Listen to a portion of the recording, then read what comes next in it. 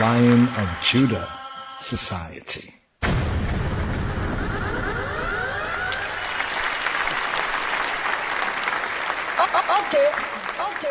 Okay.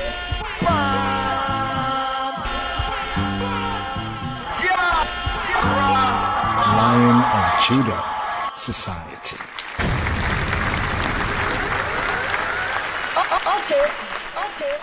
Okay.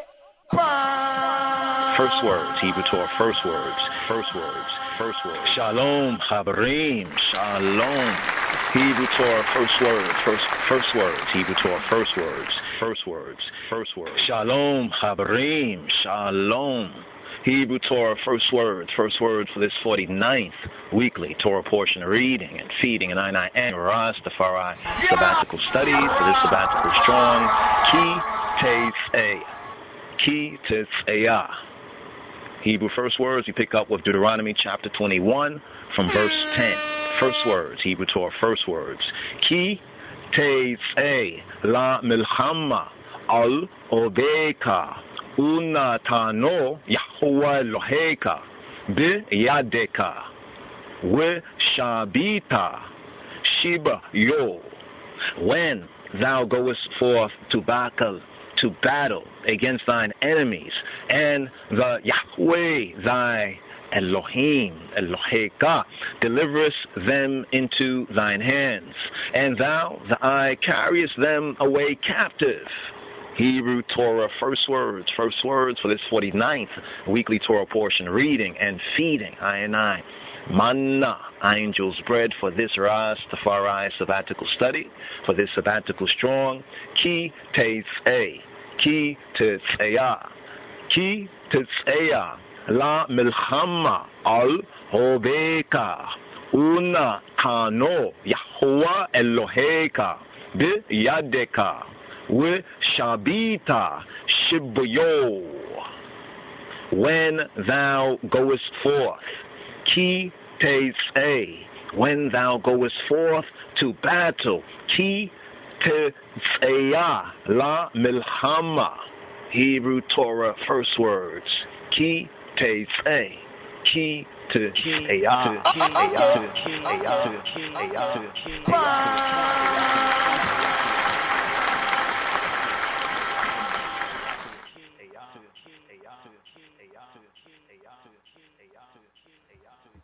Yes. Erev Tov.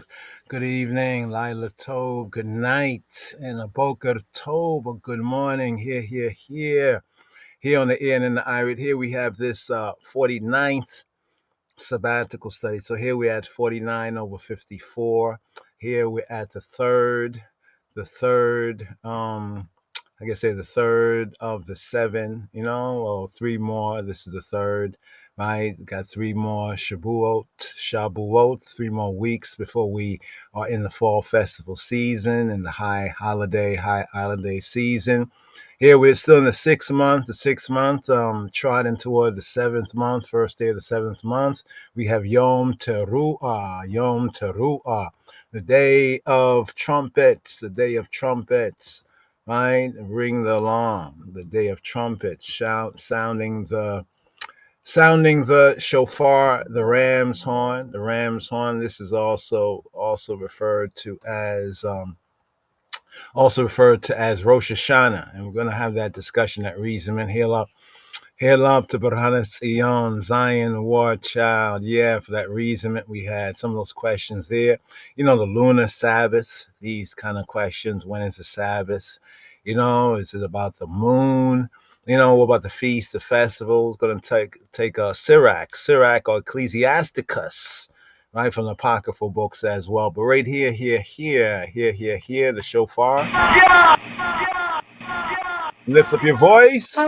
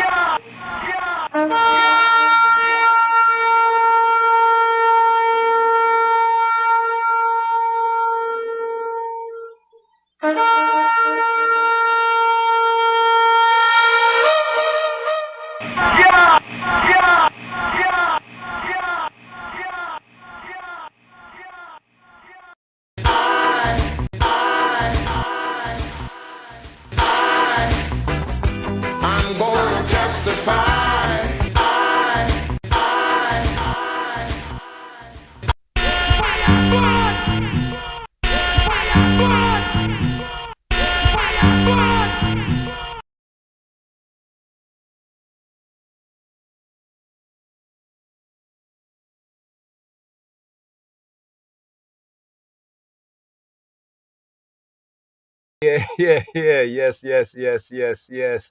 Missed my cue right there. The mic was off. But, they say give ones that smoke. No, according to Torah, we give Yahweh, right, that smoke, the sweet savior of the fire. May he accept I and I fire offering.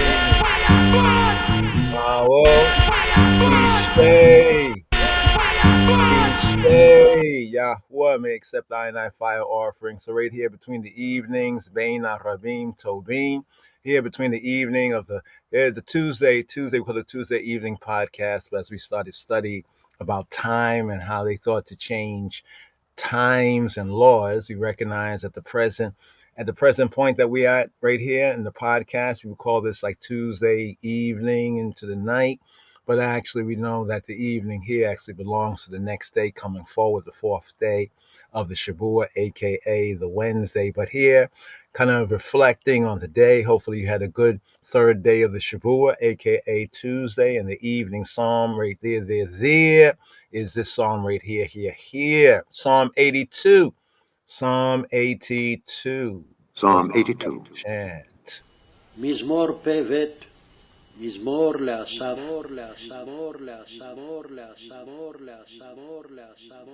God standeth in the congregation of the mighty. אלוהים ניצב בעדת אל He judgeth among the gods.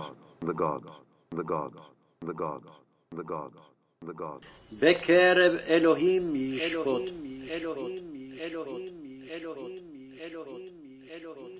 How long will ye judge unjustly and accept the persons of the wicked? Selah.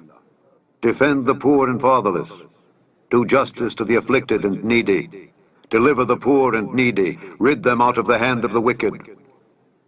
They know not, neither will they understand. They walk on in darkness. All the foundations of the earth are out of course. I have said, ye are gods, and all of you are children of the Most High. But ye shall die like men, and fall like one of the princes. Arise, O God, judge the earth, for thou shalt inherit all nations.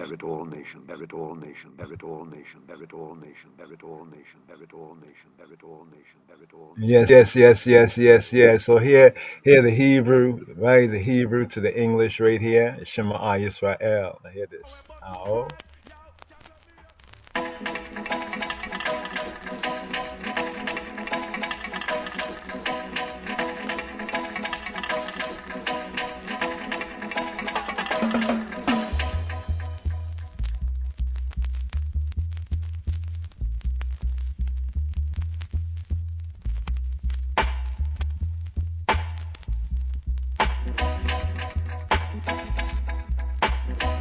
מזמור פ"ב מזמור לאסף אלוהים ניצב בעדת אל בקרב אלוהים ישפוט עד מתי תשפטו עוול ופני רשעים תישאו סלע שפטו דל ויתום עני ורש הצדיקו פלטו דל ואביון מיד רשעים הצילו לא ידעו ולא יבינו בחשיכה יתהלכו ימותו כל מוסדי ארץ אני אמרתי אלוהים אתם ובני עליון כולכם אכן כאדם תמותון וכאחד השרים תיפולו קומה אלוהים שפטה הארץ, כי אתה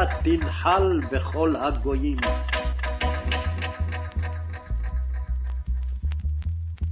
Psalm 82. מזמור פ"ב, מזמור לאסף,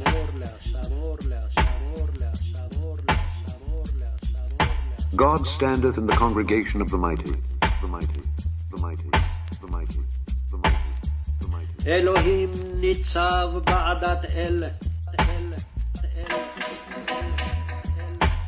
He judgeth among the gods. בקרב אלוהים ישפוט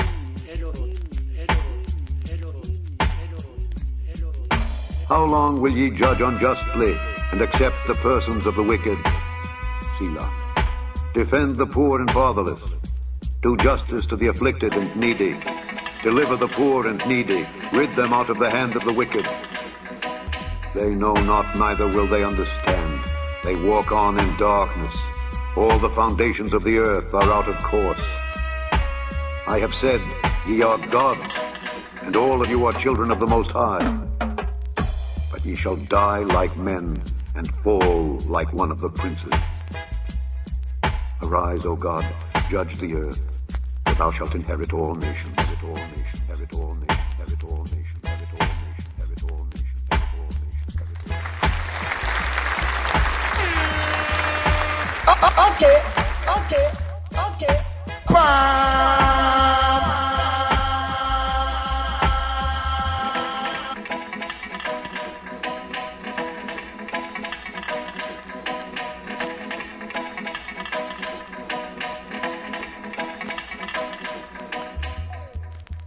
Yes. Psalm 82, the evening psalm as chanted in the temple of Jerusalem, 70 AD, and by the faithful communities. We have this list of the evening psalms. It's interesting because the evening psalms are both observed, by many of the dispersed in the various Judaic communities, and also by the Israelites of Ethiopia. The very same psalms and the ancient teaching is that these were the psalms that the priests would chant, during the evening. So the evening psalm for the third day, the evening psalm, aka Tuesday. So we're between the evenings here.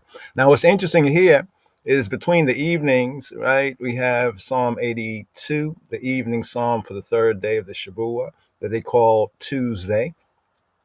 And then for the Wednesday, we have Psalm 94. Now, the interesting thing about the evening psalm is corrupt judges arraigned. Psalm 82, right here, corrupt judges arraigned. Right there. That's still. I don't know if it's gonna be still. Was to defend the poor and fatherless, do justice to the afflicted and needy. Right there we go. Defend the poor, give thanks. Masignalo, Toda, right, Rava. Defend the poor and fatherless. Right, so it's an indictment. Psalm 82 is an indictment against the quote Elohim, or the gods, or in the Hebrew, the Hebraicism and the Hebrew idiom in the context of the roots and culture. This is referring to the judges and the rulers. The judges and rulers. In fact, in this and the previous, especially the previous Torah reading and feeding that we had right here in the season, it's really brought out.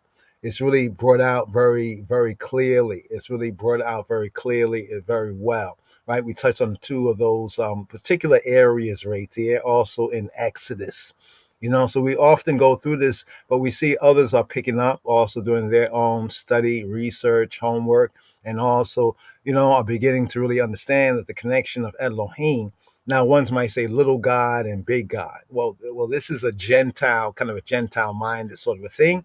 It's not so for like Israel in that sense, right? In other words, the judges, they are the agents. We can say the judges, the rulers of Israel in covenant, right? I keep saying in covenant, right? In covenant, the rulers of Israel are likened collectively to the Elohim, right? We have Moshe. We know Moshe, he's called, and he will be made an Elohim, that Yahweh Eloheinu made him an Elohim, a God, right? A ruler, a judge, right? To Pharaoh, to Paro, right there as well. There's also other areas that we can see within the scriptures, but what you're seeing on the screen right there is an important indictment. Now, as we go through the Torah readings and feedings, right, and based on the instructions, right, based on the words of command are to defend the poor and the fatherless in the community. We could call this the community rules, the common. What's community? Common unity, right? The community, the common unity rules, and the needy, to deliver the poor and needy and to rid them out of the hand of the wicked. That's their function, right? And Psalm 82 is basically saying that because they are in a state of dysfunction, they're not functioning according to their function, yet they still carry on themselves with this high calling. right? They are the judges. We are the rulers. We are the judges. But you are ratchet. You are wicked. And in the Torah context right there, who is really empowered, right? Only Yahweh truly is empowered to take them out of the position once the whole system gets corrupt. So we have Psalm 82, corrupt judges, the rulers and judges of Israel and Yehuda, right? Arraigned. They're brought into arraignment. So that's the key context, this early verse right here in verses 3 to 4. Let's just do this right here, just briefly, and then we're going to segue to the next psalm. And it happens to be our daily psalm right here, right? And the word Psalm 94. But we're not ready for Psalm 94 just yet, just to go over this again. You recall the verses, fellow disciples, you recall the verses. There's the verses.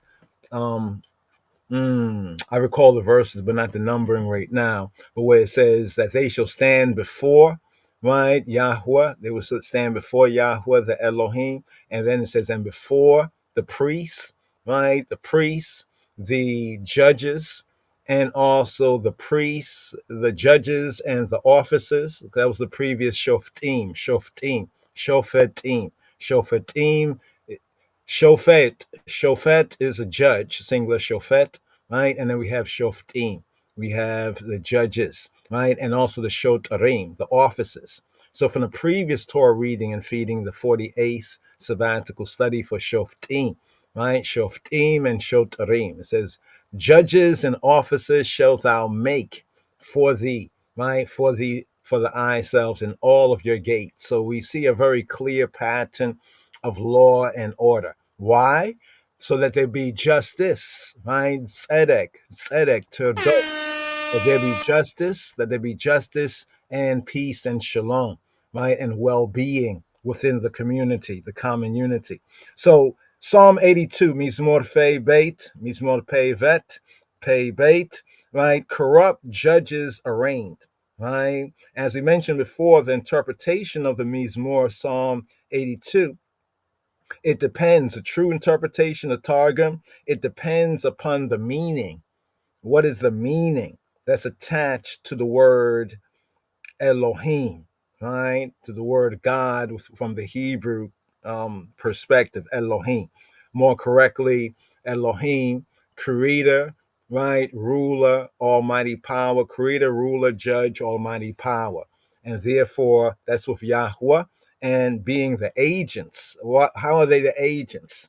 Well, as you go through the Torah reading and feeding, even the previous, where it spoke about the priests, hold on for a moment. Let me see if we can get those verses right here. Let's see if we can remember the key words so we can just bring up on the screen the exact verses. The Torah study is very good for memory because sometimes, we don't fully remember, but, iron sharpen iron. So right here, it was before, right? Before, one of them was before the Lord. Hold on for a moment. Before the Lord, right? Then it said the priests, right? One of them said the priests and judges, and the other one said the priests and the officers. That was in, I think, chapter 17, the war laws, right? The war laws. Chapter 17, no, that was the kings for kingship, and then chapter 18, right? So right here, let's see if we can get the verse right here. Boom, boom, right here. Here we go. Let's bring this up, right? To bring out the Torah, right, based justification here, right, or reason for the interpretation. So when we say that the judges spoken of in Psalm 82, right, it even reads kind of different in the KJV, right? In the King James version, right? It kind of reads a little bit different, right? In fact, if you look at the verse, gods or Elohim is twice in first verse, and El is once. El, right? The root of Elohim, to say like the Almighty, the Supreme Almighty One, right? And Elohim, right? So it says Elohim nitzab ba'adat El, right? Elohim, God. Now, the first Elohim in the first part of the verse, it applies to Yahweh, right? Nitzab. Nitzab means to stand. But it's a particular verb that's in the Hebrew. It's not the usual verb, right? When it says nitzab, nitzab. The usual verse, like to say standing, Ahmad, Ahmad, Ahmad, Ahmad, like we say Amida, the standing prayer, Ahmad, or to rise up, Kum, Kum, to rise up to a stand, right? To rise up to stand, right? Kum. But here it says Nitzab. Now there's a Torah reading and feeding, Chabarim. Stay tuned, stay tuned. It's called Nitzabim. Nitzabim. Nitzabim is the plural. So here in this first verse, I know I'm at Deuteronomy 17 and 12, but I have the hard copy in front of me for Psalm 82, because we'll make this connection right here. It says Elohim nitzab. Now, how do we know that Elohim here is not saying gods? In fact, let's get the KJV for a moment. All right, I gotta get the hard copy right here because it's got the screen that I have on there, and go open 2 or 3 books, but we can only have one screen right here at a time. So Psalm 82, right, from the King James Version, a Psalm of Asaph, right, a Psalm of Asaph. We touched on this in the previous Psalm, Asaph, in the time of David, one of the Levites, how David appointed the order and the chorus of Levites to serve, so that all Levites within their lifetime would have opportunity to serve, right? But here it says God in the KJV, God standeth in the congregation of the mighty. Why is it not God's? Right? Why it's not God's? Because some people will tell you that, well, Elohim, Elohim means gods, right? Elohim means gods, right? And doesn't mean gods, but it may be translated into English, a deficient language, such as English, as gods, a dubious and somewhat vague language. But the reason why it is God in the singularity, not gods, is because of the verb. The verb is nitzab, nitzab. Nitzab means to stand.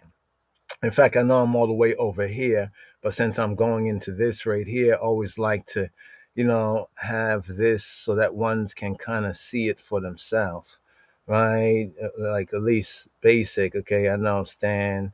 We misspelled that. Standeth, the old English standeth, right? Wow. Look over here. So this proves. Wow. This is Chad. This is so interesting, ain't it?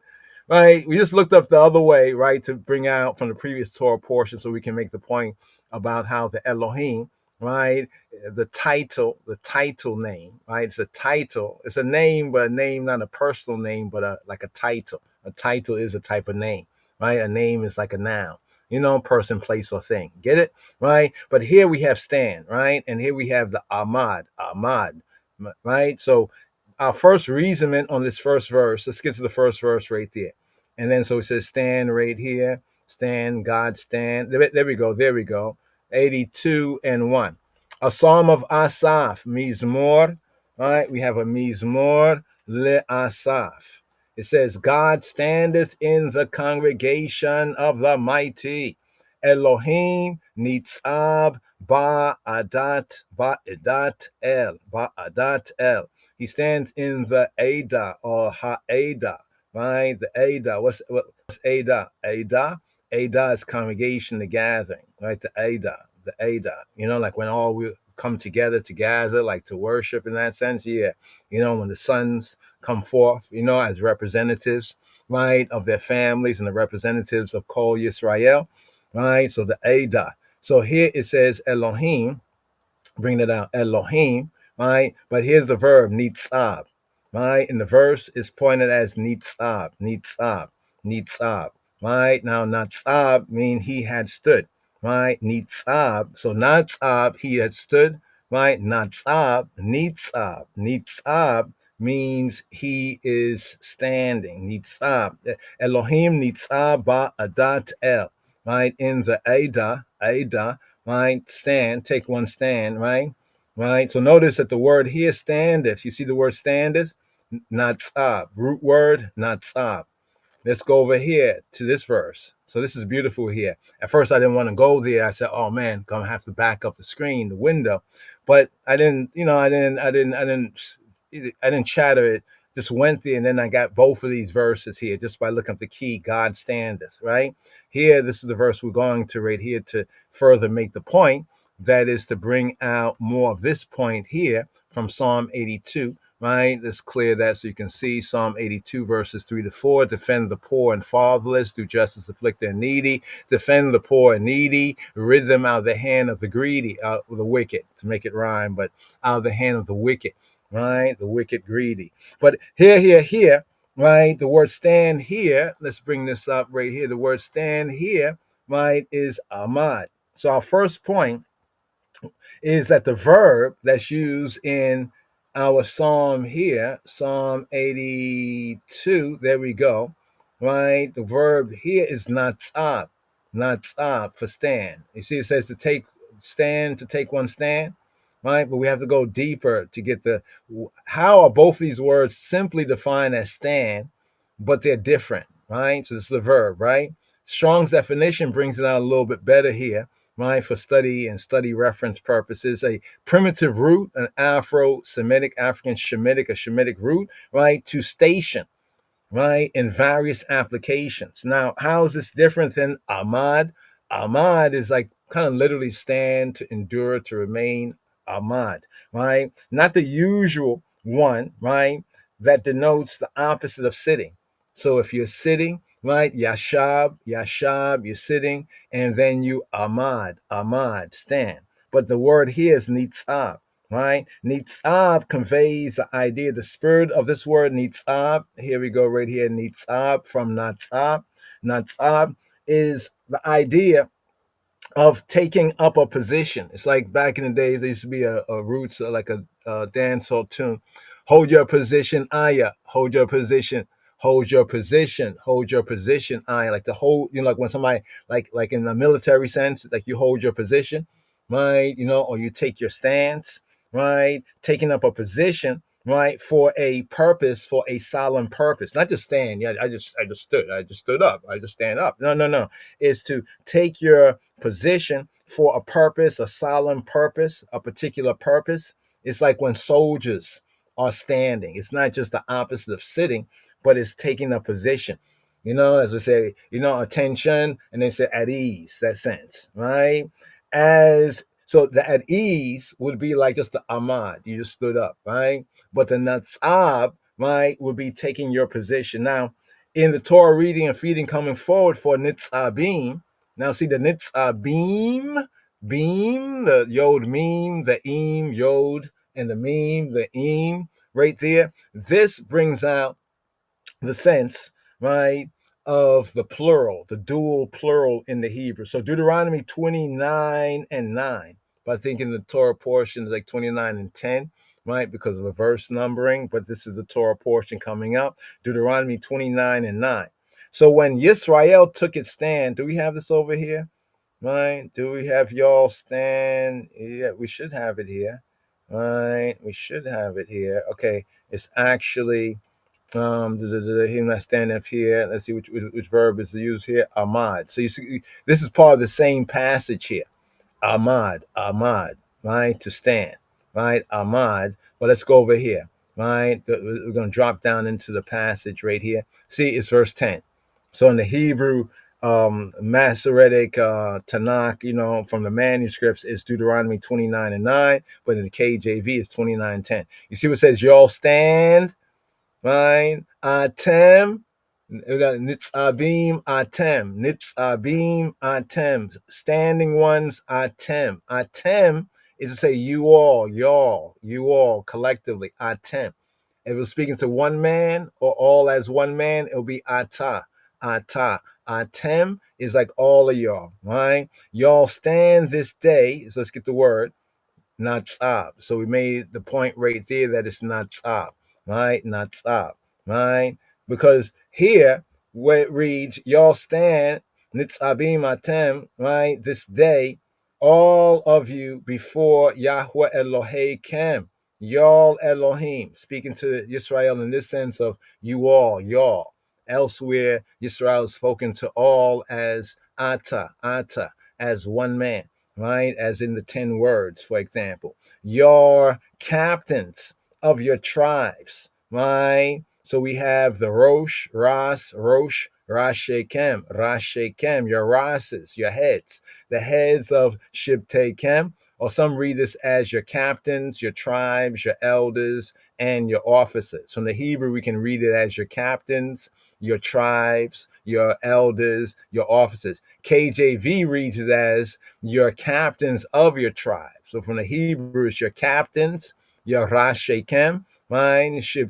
Shibtekem, right? Your tribes, right? Ziknekem, your Zakan, your elders, right? And Shotarekem, the Shatas, the Shotarekem, right? And your officers, right? All the men, right? But I think here in Hebrew, let's see right here. Let's look at the Hebrew just quickly right here. It's for compare and contrast right here. It says, Atem nitzabim, y'all. Atem, you all. Nitzabim, standing ones. Hayom, the day, to say this day. Atem nitzabim, hayom. Kul kem, kul, all kem, you all. Kul kem, all of you. Lifnei Yahweh Elohei kem, before, in the presence of. Lifnei Yahweh, he who be, Elohei kem, the Elohim of kem, of all of you. Rashekem, the Rases, Rosh, Rashekem, right? Your heads, your captains, your Rases, right? Shibtei Kem, your Shebed, Shibtei Kem, right? Ziknei Kem, your Zakains, right? Zakain, a singular, Zakain, the older ones, the elders, right? Ziknei Kem, right? With Shotrei Kem, and your Shadas, I call them the Shadas, the officers, Shoter, right? Shotrei Kem, right? Right? Call, right? All, the entirety, ish. But here's what's interesting. Though it's speaking to them in the plural, the final part where it says all men, you see the English says all men. They don't say anshim. It says ish. Ish. There it is. There he is. Ish. Right? Call ish. All man.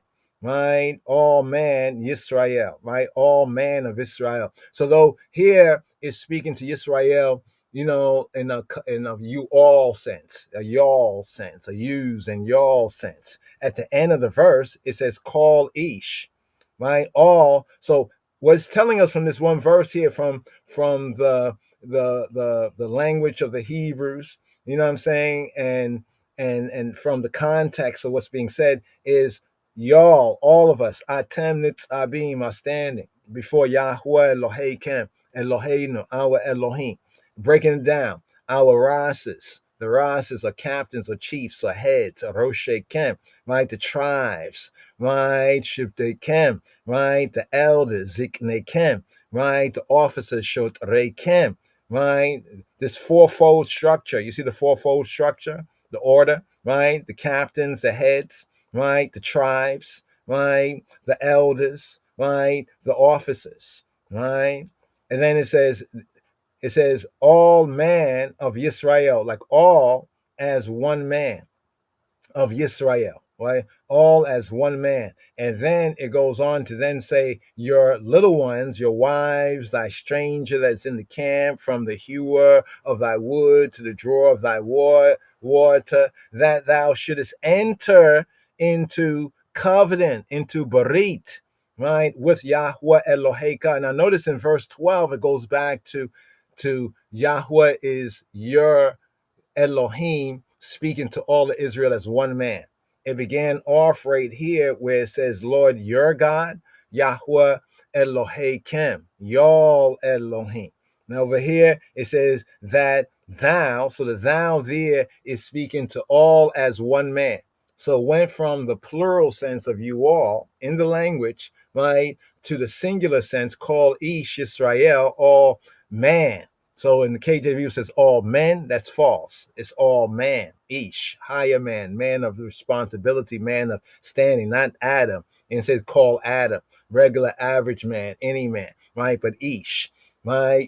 Higher man, man of a responsibility, right? Adam, rank and file, basic man. But here it says that thou, Ata, should enter into covenant with Yahweh Loheka, into his oath, that Yahweh Eloheka maketh with thee this day. So notice here, this is the Deuteronomy where we're sealing up Deuteronomy in this fifth book of Moshe right here, right? So there was the covenant, right? There was a covenant at Sinai, still in effect. It's still in effect, the Horeb, right? But here with this generation is about to enter into the land. In other words, this generation, right, the younger generation, Yahweh Jah call upon the youths because they are strong. This generation here in the Torah narrative, right, that we have here in Deuteronomy chapter 29, right, is the children, right, of the 40-year wandered to death generation, their fathers. So Yahweh brought out their fathers, right, out of Mizraim, but because of their putting Yahweh to the test over and over and their lack of credit, their lack of faith, you know what I mean? And they're shirking the work, wanting to go back into Mizraim. Yahweh about to destroy them. Moshe plea bargain. They got a year for a day and the 40 years. But this generation here that's being spoken to is their children. Right? The children, remember? He says, visiting iniquity. But with this generation, he didn't have to visit the iniquity because this generation here, the youths here in the narrative in Torah, they're right on.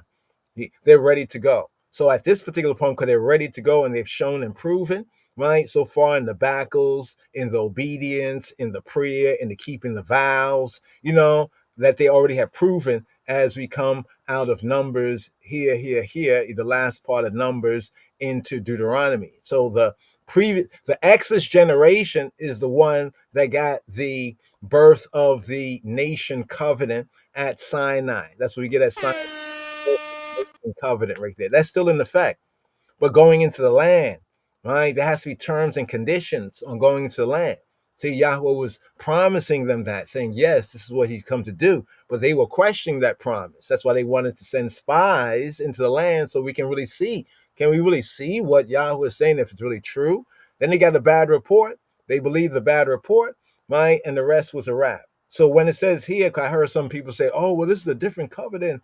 Well, yes, it is, but it does not abrogate the previous covenant. And it's important to understand what a covenant is, right? And how sometimes with a covenant, you might have another covenant, like because we signed this agreement right here, and this agreement is good, and we agreed to this, we might sign another agreement that continues or builds on the previous agreement. I heard some one-to-ones reason about it in some ways, and I immediately understood that they might have a basic idea, just a basic idea, but they're not really studying it, and getting the detail. Because that's why when it says that thou should enter into the covenant, somebody said, well, didn't Israel already enter into the covenant? And look, the stranger is there. Okay. But the reason why is because they're about to go into land. Their forefathers, those who were brought out of Mizraim, they didn't get this far. They didn't get this far, right? Before Yahweh was about to destroy them and Moshe plea bargained for them, right? That's why it says that thou should enter into the covenant with Yahweh Eloheka and into his oath, right? That Yahweh Eloheka maketh with thee this day, right? So Yahweh is making an oath with this generation that's about to do what their forefathers had not done, and that is enter into the land, right? And be suited and booted, right, to do the work of faith. The work of faith for the generation would be war. Interesting concept, right? The work of faith of this generation would be war. It's interesting, the consciousness today when a lot of us and people, they reason on the Torah and the scripture and the Bible. Oh, there's war, they're killing these people, they're taking their land. Oh my God. How could this be God? I say, how could it not be God? Right? You know what I mean? The devil wants us in this kind of passive kind of thing, right? So the other people did it, right? And now we're just waiting for them just to undo it. The world doesn't work that way. It does not. It says power concedes nothing without a demand, right? Be that as it may, that he may establish thee today for a people for himself. Because you have to recognize that the other generation that had entered into the Horeb or the Sinai covenant, they already had violated the terms and conditions a few times, like 10 times. Yahweh said 10 times they had did this. Remember the molten calf incident? And there was this thing, and they're grumbling and complaining. And can Yah, is he amongst us? Is he really with us? And this is the same people that saw it. But you know what? In reality, sometimes it can be that way. People can see, right? Since we're creating this image after his likeness, right? People can see the good works, that you may do for them, so forth. It's on how you're there. And then when they need something again, they're doubting whether you can do it. Whether you're even willing. You was willing before. You didn't grumble or complain before. You did it. But they something about victim mentality. Because you have to remember that, and it's not making an excuse for that Exodus generation, but of course Yahweh knows better. Is that they came out they from like a victimized captivity. Somebody come out of captivity. Where they were not fully able to exercise the rights, one might say, of a man, of a human being, of a man, or of like of a sovereign, right? Well, now is their opportunity. But Yahweh gives strict rules and regulations, right? He says that he may establish thee today for a people to himself, right? This new generation. So it's not as though the Sinai covenant is not in effect. It's still in effect. But the terms for the inheritance, for getting the land, the terms and conditions, is like the landlord. The landlord. Remember, Yahweh is not only the landlord for Israel and the other nations, because it's his. He's the creator. You see what I'm saying? He's the judge, right? But he's not only the landlord, but he was a redeemer, right? For Israel. He was a redeemer. He brought them out. Right? He freed them up. He could have just freed them up and say, hey, just do what you want to do. Do what you will, and just go about. So no. There was more, because he had, what the Yahweh says, he had made a covenant with Abraham, Yitzhak, and Yaakov, right? With the patriarchs. We say the Hebrew Trinity, patriarchs, right? That he may establish thee today for a people to himself, right? This new generation, that he may be to thee, right?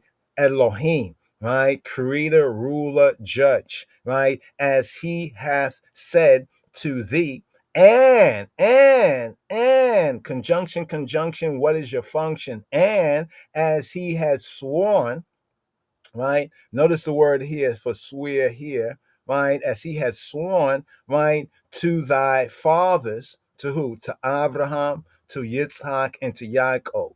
So in a sense, Yahweh tells the people that, listen, I'm not really doing this for you in that sense. I'm doing this because I promise your ancestors, right? It's about the ancestors of the Israelites, namely Abraham, Yitzhak, and Yaakov. I promise your ancestors, right? Neither with you only do I make this covenant, right? And this oath. Notice the oath, right? The oath is Allah. Allah. There's your Allah. Allah is an oath. It's an oath of a covenant, but it can also be a curse, because it's a consequence if you don't keep your part of the agreement, and can be an extrication. That's why he says a bracha, a blessing, and a kalala, a consequence or curse. So here's the Allah. Here's your Allah. Allah is an imprecation. Often notice that elsewhere how this word is translated, right? The word Allah, right? So if you say Allah, that's the same God. It's the Abrahamic. All these are Abrahamic. No, the ones we see that being Abrahamic is what ones might call Yahadut or Judaism. That's according to Torah, right? And the way of Messiah, right, or Christ, right, that is according to the teaching of the master, of the namesake, right, and according to the gospels, all right? The other stuff, so Mohammedanism, this is also Abrahamic. Nah, you have to kick rocks on that. You know what I mean? You could, let's say you fooled me once, and then, when you fooled, you just can't be fooled again. You know what I'm saying? On that level right there, all right? So here, notice how the word Allah, that is actually Allah. Here's your Allah. Curse, cursing, extrication, oath, swearing. You see, the translator did something funny right here. Right? This is where we get funny doctrines and theologies where people kind of deep in on the translator's interpretation. Right? Even though the translator's interpretation, some places is right and accurate. It's good. Right? But study to shew yourself approved, right? So Allah, right, come from Allah, to swear, to curse, right, to swear, to take an oath. Notice what it says. It says take an oath before. So his oath is the oath that the Bnei Yisrael, this new generation, took before Eloheinu, right? Right? To curse, to put under an oath. In other words, it's like to adjure. Notice what it says right here. Strong says, getting to the root verb, Allah, Allah, right? Allah, right? It says that is usually in a bad sense. To imprecate, right? So our power sovereign is not called Allah, right? I know some of the Israelites say Allahayim. Nah. You got to kick rocks on that. You don't know what you're saying, right? You don't know what you're doing. You don't know what you're saying. Stop it, right? To adjure, right? Usually in a bad sense, to imprecate. To imprecate is like to adjure, can be to curse, to swear. You swear, like I swear on my, people say, I swear on my this, I swear on this person, that person's life, this person, wow. That kind of a thing right there. It's like causing something in a bad sense, right, to be as a consequence vis-a-vis.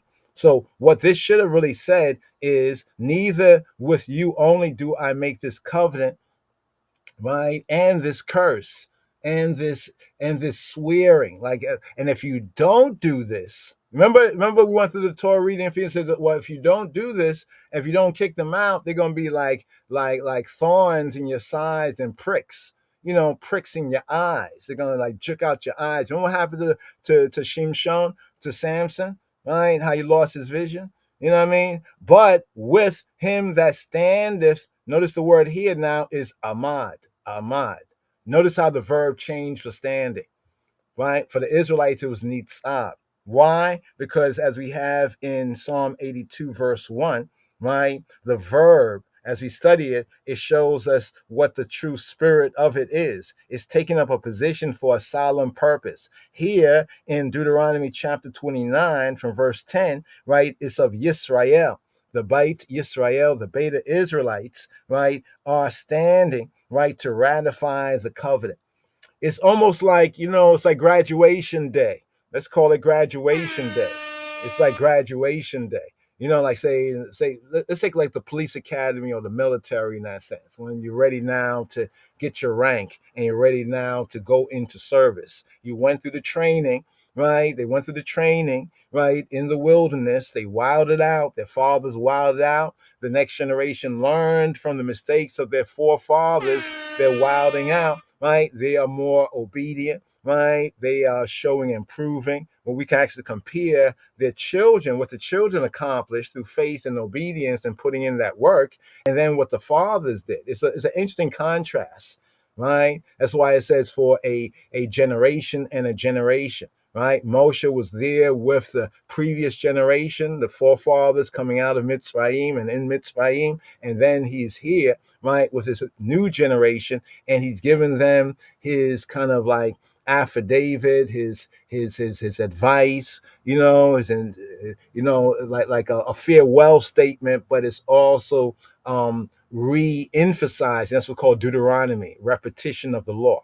So it's a repetition, right? Not like people make you think. They say, well, the book was found later on. They didn't even have it at one time in Josiah's time, and they found it in the wall. Yeah, that happened. That's why we wrote it there, because it happened, right? But it's not that the book first came out then, right? This is the most ridiculous thing, right? Because what they're doing is they're not really going into the narrative. What is the narrative actually telling us? It's like watching a movie or a series, right? It's almost like when you really know what's going on, you like, these other opinions that are popular academic opinions, it's almost like they just totally missed like episodes, a bunch of episodes they just miss. And they just make him believe. But you saw these episodes and you're like, no, that didn't happen like that. No, he didn't do that. That was a lie.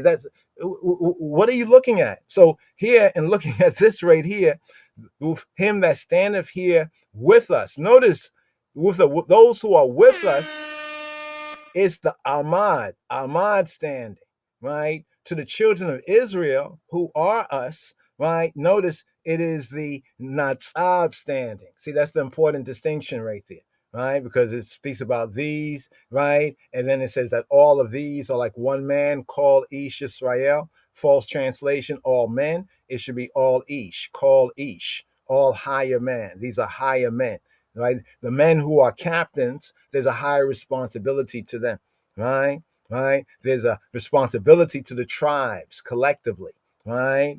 Because each tribe is to have what? Judges and officers in all their gates. So therefore, if they didn't have, if you went to next tribe and you found out, man, there's no judge anywhere around here. This tribe is ratchet. This tribe has a poor credit, rating, right? Poor faith rating. They are not carrying out, right? And there's consequences to that. That's why he says a covenant and an Allah, and an Allah, a covenant and an Allah, right? And a curse. It's a consequence. The elders are higher men, right? In position in society, to whom more is given. You know that one, to whom more is given, more is required. And your officers. All of these are like one man. That's why it says, call Ish, Israel. Translation there, which says men of Israel, is false, right? Then it shifts in the next verse to your little ones, right? Your little ones, your wives, and thy stranger that is in thy camp, right? Everybody from the hewer of thy wood to the drawer of thy water. Some people say this is a class system. That's interesting. You know what I mean? Yes, there is some class system, but this is not really it. But in a sense, in a general sense, yes. Let's just go on, right? That thou shouldest enter into the covenant, right? That thou. Notice there's a difference between your, right? What in other words, there's a difference between you and what is yours.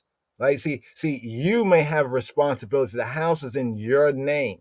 There's other people who live in the house and they benefit from the house, right? But on the contractual paper, your name is on it, right? You see what I'm saying? That's the sense right there. That's why it goes into the singular sense in verse 12, that thou, right? All as one man, that thou shouldest enter into covenant. So basically, it's saying to the sons, to the mandam, because it says he will visit the iniquity of the fathers upon the sons and the sons' sons. It doesn't say the iniquity of the father and the mother upon the daughters and the sons. No, it says iniquity of the fathers upon the sons and the sons' sons. Based on the principle, to whom more is given, right? More is required, that thou shouldest enter. So that means if others mess up, yes, that's a mess up, do crimes or sins, and it needs to be regulated. But it's more so, right, when your chief people do, right? That's why Psalm 82, we haven't lost sight of that. Corrupt judges, corrupt rulers, corrupt judges, right? The chief men, the responsible men of the society, right? That he may do what? That he may establish you, right? We went through that already. But it says, neither with you only do I make this covenant and oath. So we just want to zoom in on this word Allah. Where's Allah? Because some say it's all the same, and some even say, yes, Allahayim. That's how we say Elohim. You hear one say Allahayim, right? Allah what? Is this Allah? This Allah right here? See, BDB gives you it when it says oath of the covenant. It is saying this because of the translation understanding, right? But the actual word is curse. You see what I'm saying? Execration, right? The imprecation, right? That's why everywhere the word is translated, it's usually as curse, cursing, execration, and swearing, right? But then they have oaths. Remember when Yeshua said, swear not? Swear not. I swear on my, stop it. It's a bad habit, right? But with him that what? Standeth here. So Israel is nitzabing, and others are amadim, right? Or amadim, right? Are standing, right? Two different types of standing. They're standing where? With us, right? It's just like you go in, remember the house example? Okay, the house and the land, the property is in your name. You got family, others who they may even have their houses on your land, right? But it's in your name, right? So you may have to go to court. They stand here with you, but you are the responsible one. If you answer stupidly or lie or deceptively, it's going to affect everybody, right? In that sense. That's why it says standeth here with us, right? And it uses a different word for standing. This is beyond where many of the other, are at this time, with their studies, but hopefully they'll get there because they're making some really foolish and contradictory doctrines. You know what I mean? By not really studying deeper and saying, well, the King James, King James is the black man. Okay, even if so, let's just grant that, right? It doesn't mean that the translation is better than the original. Check, right? Before Yahweh, our. Notice what it says, our, right? So they stand here with us, right? So it's like you say to the older child, the responsible child, like you are responsible for the other children. You can say, well, they did such and such. It's like, but I kept, but put you in charge, right? So Israel is still in charge, right? This day before Yahweh Eloheinu, and also with that not here, with the one that's not here this day, right? For y'all know how we dwelt in the land of Mitzrayim. Notice Moshe is talking, right? Moses is talking. Moses says, know how he's speaking about him and their fathers, their daddies, right? Their forefathers, right? You know how we have dwelt, not how y'all, because they never dwelt in the land of Mitzrayim. The majority of the generation was born out there over the 40 years, right? And also, what do y'all know? You know how we came through the nations, right? That y'all passed by. There was other nations. There were different nations they had run into. Some nation they had to bang on the Canaanites, they had to bang on the Amorites. You remember when their forefathers, right, after they had broke the covenant, right, and was about to be destroyed, but Moses plea bargain, they acted like they repented. And so there's a sense of false repentance even there. A very good example. They said, okay, yeah, we wrong because y'all said you're not going to go into the land. And they're like, oh, okay, well, now we do it. Like a child. Like you told them to do something, they didn't do it, then they recognize what the consequence. Okay, I'll do it now, right? And Moses warned them, and they went up, right, to go up into the land. They ran into the Amorites and the Canaanites, and they chased them like bees. But then their children, right? Their children did it the right way, right? And they kicked ass and they took names, right? The Canaanites, we beat them. We beat Heshbon. We beat Og. We beat, who's that Sihon, the Sihon guy, Sissy boy. We beat Sisera, as well. What I mean? That's the nations that we have passed by and have seen the abominations and their idols, right? Wood and stone, silver and gold, which are amongst them, right? And then it gives a warning. So see, here's the part, verse 18, where it gives that warning.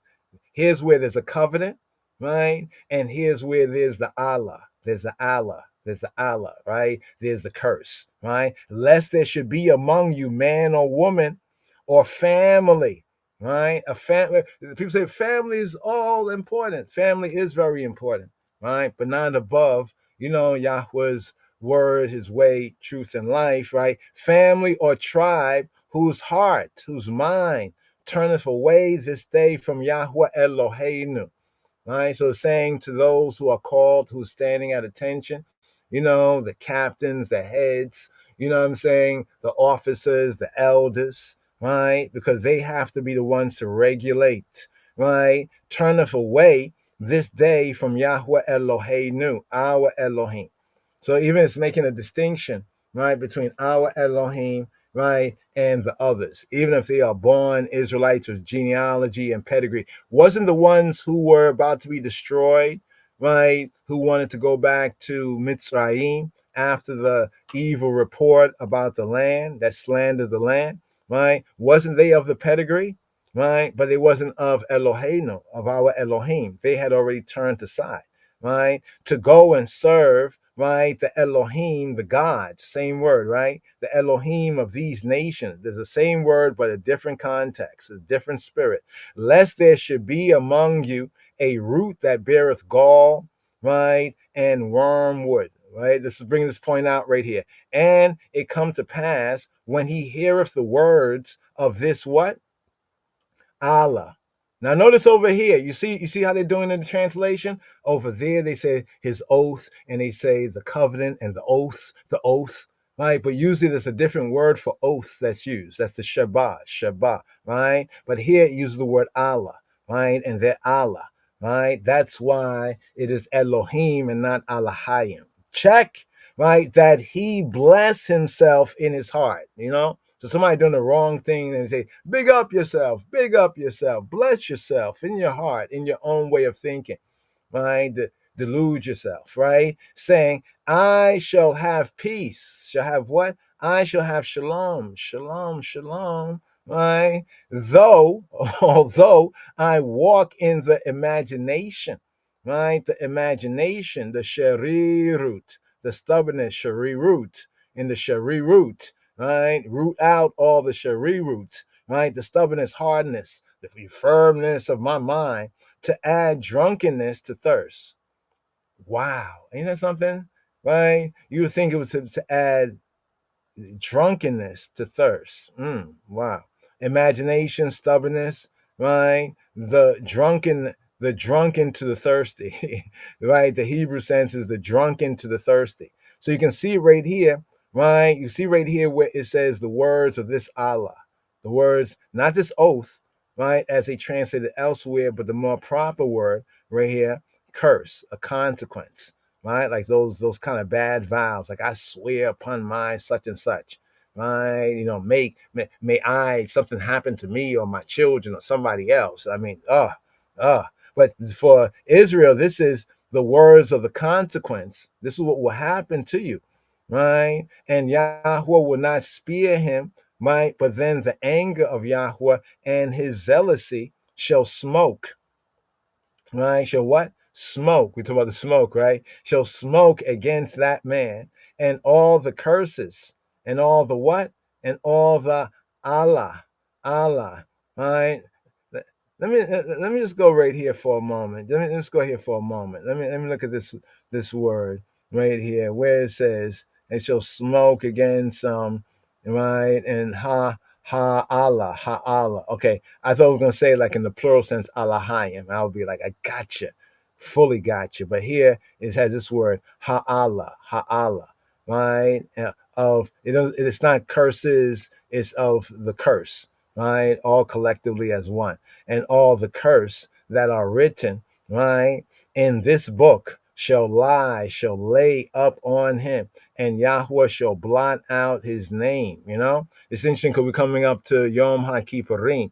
And in the tradition of what the Torah says, this is the time where we well wish one another, that one's name will be sealed up in the book of life for a good sealing. May your name be written there in the book of life. But there's, with the whole theme of Yom HaKippurim, there's a way of understanding it, that if it's not either or, everyone's name is going to be written in one or the other book for the next Shana, for the next year, right? Either in the book of life or the book of death, right? But the idea of his name, a person's name being blotted out. Even Moshe talked about Yahweh having a book, right? That's interesting, isn't that Moshe understood and knew that Yahweh has a book, and he's like, blot out my name, right? And Yahweh was like, listen, the one that did the wrong gets the punishment. It shouldn't be that way.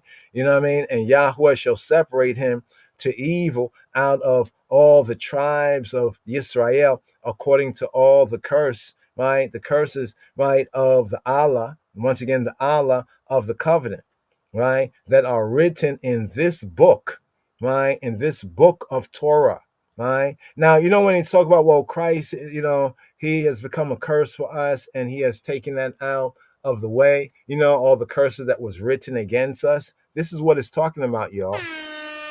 This is what it's talking about. It's not talking about the 10 words, right? It's not talking about the 10 words falsely called the 10 commandments. It's not talking about that. And as we read on, we'll see that, and there's more to it when we can get into it more then, right? But that that this book that Moshe wrote, right, before he seals up his affidavit, his testimony, his testifying, his witness, and going over the Torah, the direction, instructions to this new generation, he seals up the book, and the book is put in the side of the ark. It's It's not put in the ark. What's in the ark is the 2 tablets of Yahweh's witness, where he wrote the 10 words that he spoke, right, to all Israel that was gathered at Horeb, at Sinai. That's why it says that this is not like what was said at Sinai, right, to that generation. Sinai is still in effect, but that was your fathers, right? They didn't get to this point to enter into the land. And because you are of your fathers, there's these conditions of the consequences. Y'all need to know what the consequences are, right? Straight up, right? And then that's why it says, so that the generation to come of your children that shall rise up after you, and the stranger. You see the distinction? And the who? And the nokri, the foreigner, the alien, right? Not the gir, but the nokri, that shall come from a far land, right? Shall say when they see the plagues of that land and the sickness that Yahweh hath laid up on it, more correctly, the sickness that he has laid upon her being the land, right? Well, with Yahweh have made it sick. You know, some parts, sometimes you see a place that, even in Africa and some parts of the world, that's very green, and then you see the desert right over there. You know, that's why there's so much oil that comes from the desert, because it is said that the oil is the byproduct, right, of previous civilizations, right, that were there, that sunk down into the sand, right? The whole land thereof, brimstone and salt, burning, right? It is not sown nor beareth, right, nor any grass groweth therein. You know, now it's an amazing thing going on, making green the desert, right? Making green the desert. That's a part of the bracha too, right? Making green the desert, right? But here's under the consequence. Therein, like the overthrow of Sodom and Amorah, Admah and Zobaim, right? That Yahweh overthrew in his anger and his wrath. Even all nations shall say, all the other nations say, wherefore? They'll be asking why. Why hath Yahweh, the Elohei Yisrael, the God of Israel, done this to this land? What is the heat of this great anger? Why is he so, like, what's the reason why he's so angry with them that he would do this to the land? Then men shall say. So the answer to that is because they have forsaken the covenant of Yahweh, the Elohei, right, of Abotekem, of their fathers, their patriarchs, that he made with them when he brought them forth out of the land of Mitzrayim. For they went and served other Elohim and worshiped them, Elohim whom they knew not, and whom he had not given to them. That's an interesting statement, right? They served Elohim that they knew not, and Elohim that he had not given them. So does Yahweh give them Elohim? Well, according to the principles even that bring out the proper interpretation of Psalm 82, yes, the judges and officers right there, who had not given to them any portion, right? Who he had not divided to them, right? And you can, let's go on just so you can get what Christ, what Moshiach did away with, according to the Brit Chadasha. And the anger of Yahweh was kindled against this land, to bring upon it all the curses. Right? Now notice the word here for curse changes up. It's the kalala, because we have the whole chapter about the blessing and the curses. Remember earlier, the blessing and the curses, right? That are written in this book. And what happened? And Yahweh rooted them out of the land in anger, right? Rooted. Notice what it says, not just took them, but rooted, right? It's almost like natash, to expel, to pluck up, not just to cut down. That you cut down, vegetation, but sometimes with some vegetation, you have to actually pull it out the earth. You have to root it up, right? Yahweh rooted them up out of the land in anger and in wrath and in great indignation, and cast them into another land, right? As it is this day. Right? And here's the interesting part. Remember how Paul quotes this? I don't know if you know, Paul quotes this, right, in the New Covenant. The secret, right? The secret, to say the secret, right? What's the secret right here? The satar. The secret is to Yahweh Eloheinu. So there are secret things that are known to him. There's secret things. We don't intrude, into his secret things. It's like not going into your parents' bedroom.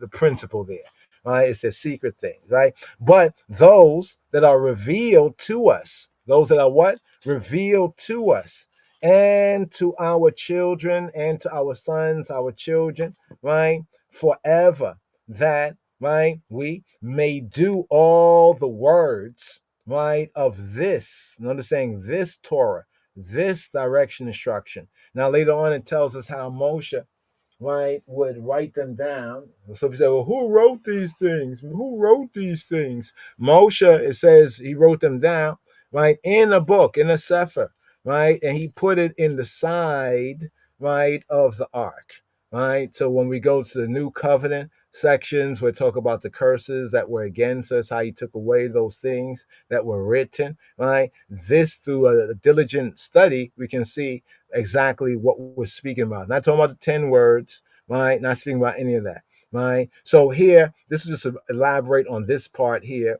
but simply put right here about the psalm right here. But it's kind of building on Shoftim, right? Once again, on Shoftim, the previous, right? Judges and officers. Why is judges and officers important?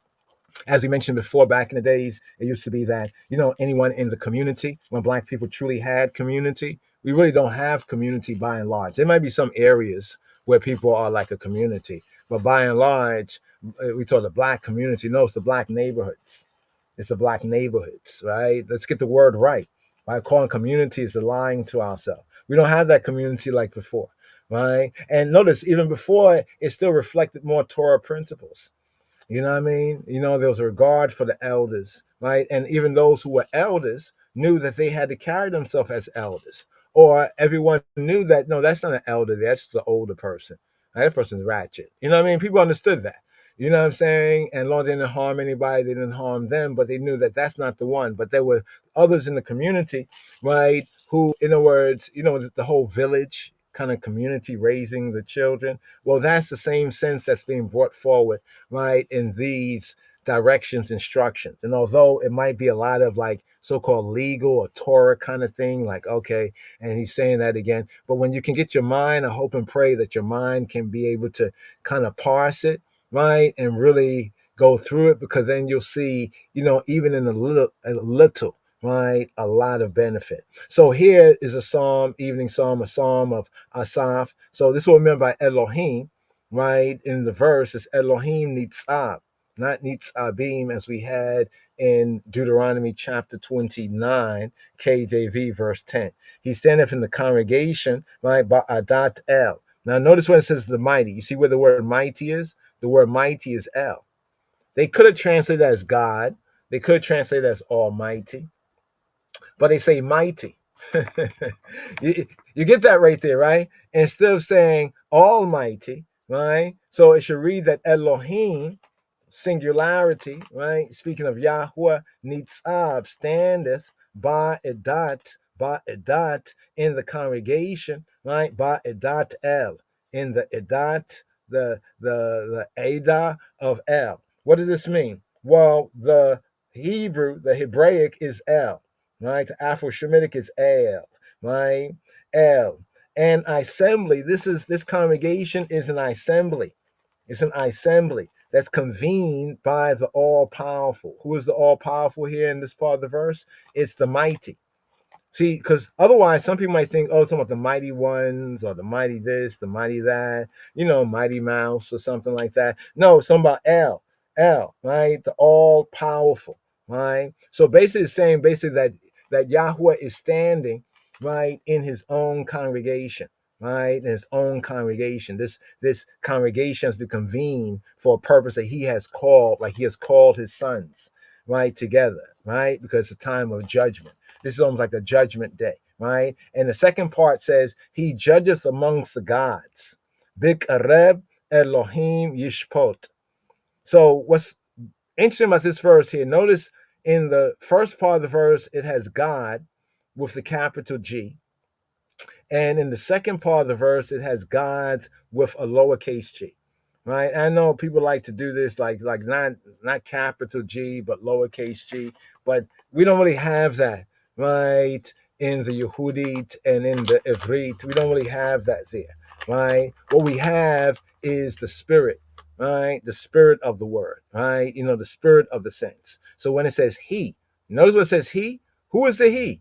The same Elohim that needs stop. You see, the second part tells that it's not Elohim they, right? But it's Elohim he. Elohim he standeth in the congregation of El, in the congregation of the all-powerful one, right? The Almighty, right? And it is he, even he who he be, big Kareb, right? The Kareb is like in their midst, amongst them, Kareb, big Kareb, right? In the midst, right? Which is an interesting sense. The context can be like, okay, in the midst of this assembly, but also he judges within the midst, right, of man, within the heart of man. He judges the man in himself, right? Right, the seat of thought and emotion as we get into the other levels of Kareb. But just in the context here, right, he judges big Kareb Elohim, right, in the midst of Elohim. So now Elohim here, right, is being used in the plural sense. Now notice what it says right here, plural. It says when it's used as a plural, it's speaking to the rulers, the judges, right? When we say divine ones, it's the ones in the Israelite covenant sense that have that duty responsibility, like the judges, the officers, as well as the priest, as well as the priests and the elders chiefly, right? So right there, so here is saying that he is the one who is judging, right, among they, right? So notice the term Elohim is used in a twofold sense, right? That's why when we talk about not about the letter of the law will tell you that it's maybe both gods, or it's talking about, whatever. But the Hebrew sense, the Hebrew mind, the HD, the Hebrew definition tells us based on the verbs, right, who is being spoken of. He is judging in the midst of the judges. In the Judaic versions, they usually have in the English judges because of understanding that the Elohim for judges is found in Exodus 21 and 6, in Exodus 22, verse 7, verse 8, verse 27, and in 1 Samuel chapter 2, verse 25. Again, the Elohim, right, in the sense of judges, right, can be found, right, in Exodus chapter 21, verse 6, Exodus chapter 22, verse 7, verse 8, and verse 27, and First Samuel chapter 2, verse 25. Verse 25. I don't know if I said 23 before, but 1 Samuel chapter 2, verse 25. The word here, Elohim, right, it occurs in a judicial connection.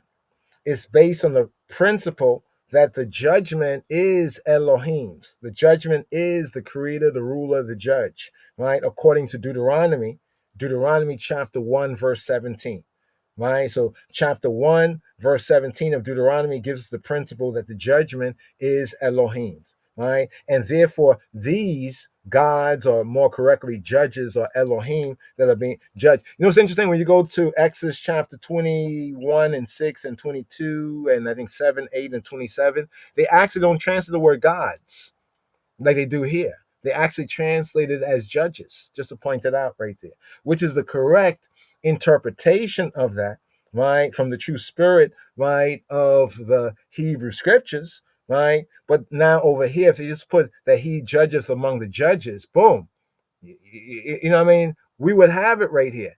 He judges, right? Right? He judges among the judges. This has been brought out very clear. One would understand, right? I have said ye are judges, right? But then, of course, literally they say gods, right? And it does mean Elohim. But these are the men who administer and are called and have the responsibility and the honor to administer justice. That's why it says Tzedek Terdof in the previous Torah portion for Shoftim. Justice, thou must pursue. Pursue justice, right? Or that which is altogether just, right? Thou shalt follow, right? Are considered to be his agents. They exercise a divine or an Elohim, a creator, a ruler, and a judge-like function, a divine slash Elohim-like function, right? And as such, they have his title name, his title attribute name, Elohim, his function, right? Name attached to them. This is why, right? Just understanding that right right over there, right, is the reason why, as we go on, it says, defend the poor and fatherless, do justice, afflicted and needy. Because the next verse says, what? How long will you judge unjustly and respect the persons of the wicked? Right? Leviticus 19 and 15 says, thou shalt not respect the persons, right, of the poor, right, nor favor the person of the mighty. You know, when it says person, it's really talking about face in the Hebrew. The person is talking about the face. Right? So what it's saying is that we're not to have facial recognition in judgment. So I'm a judge, and this is my friend. Now a case is brought, and I say, "Oh man, this is my friend. He couldn't do this. I know him since grade school and everything like that."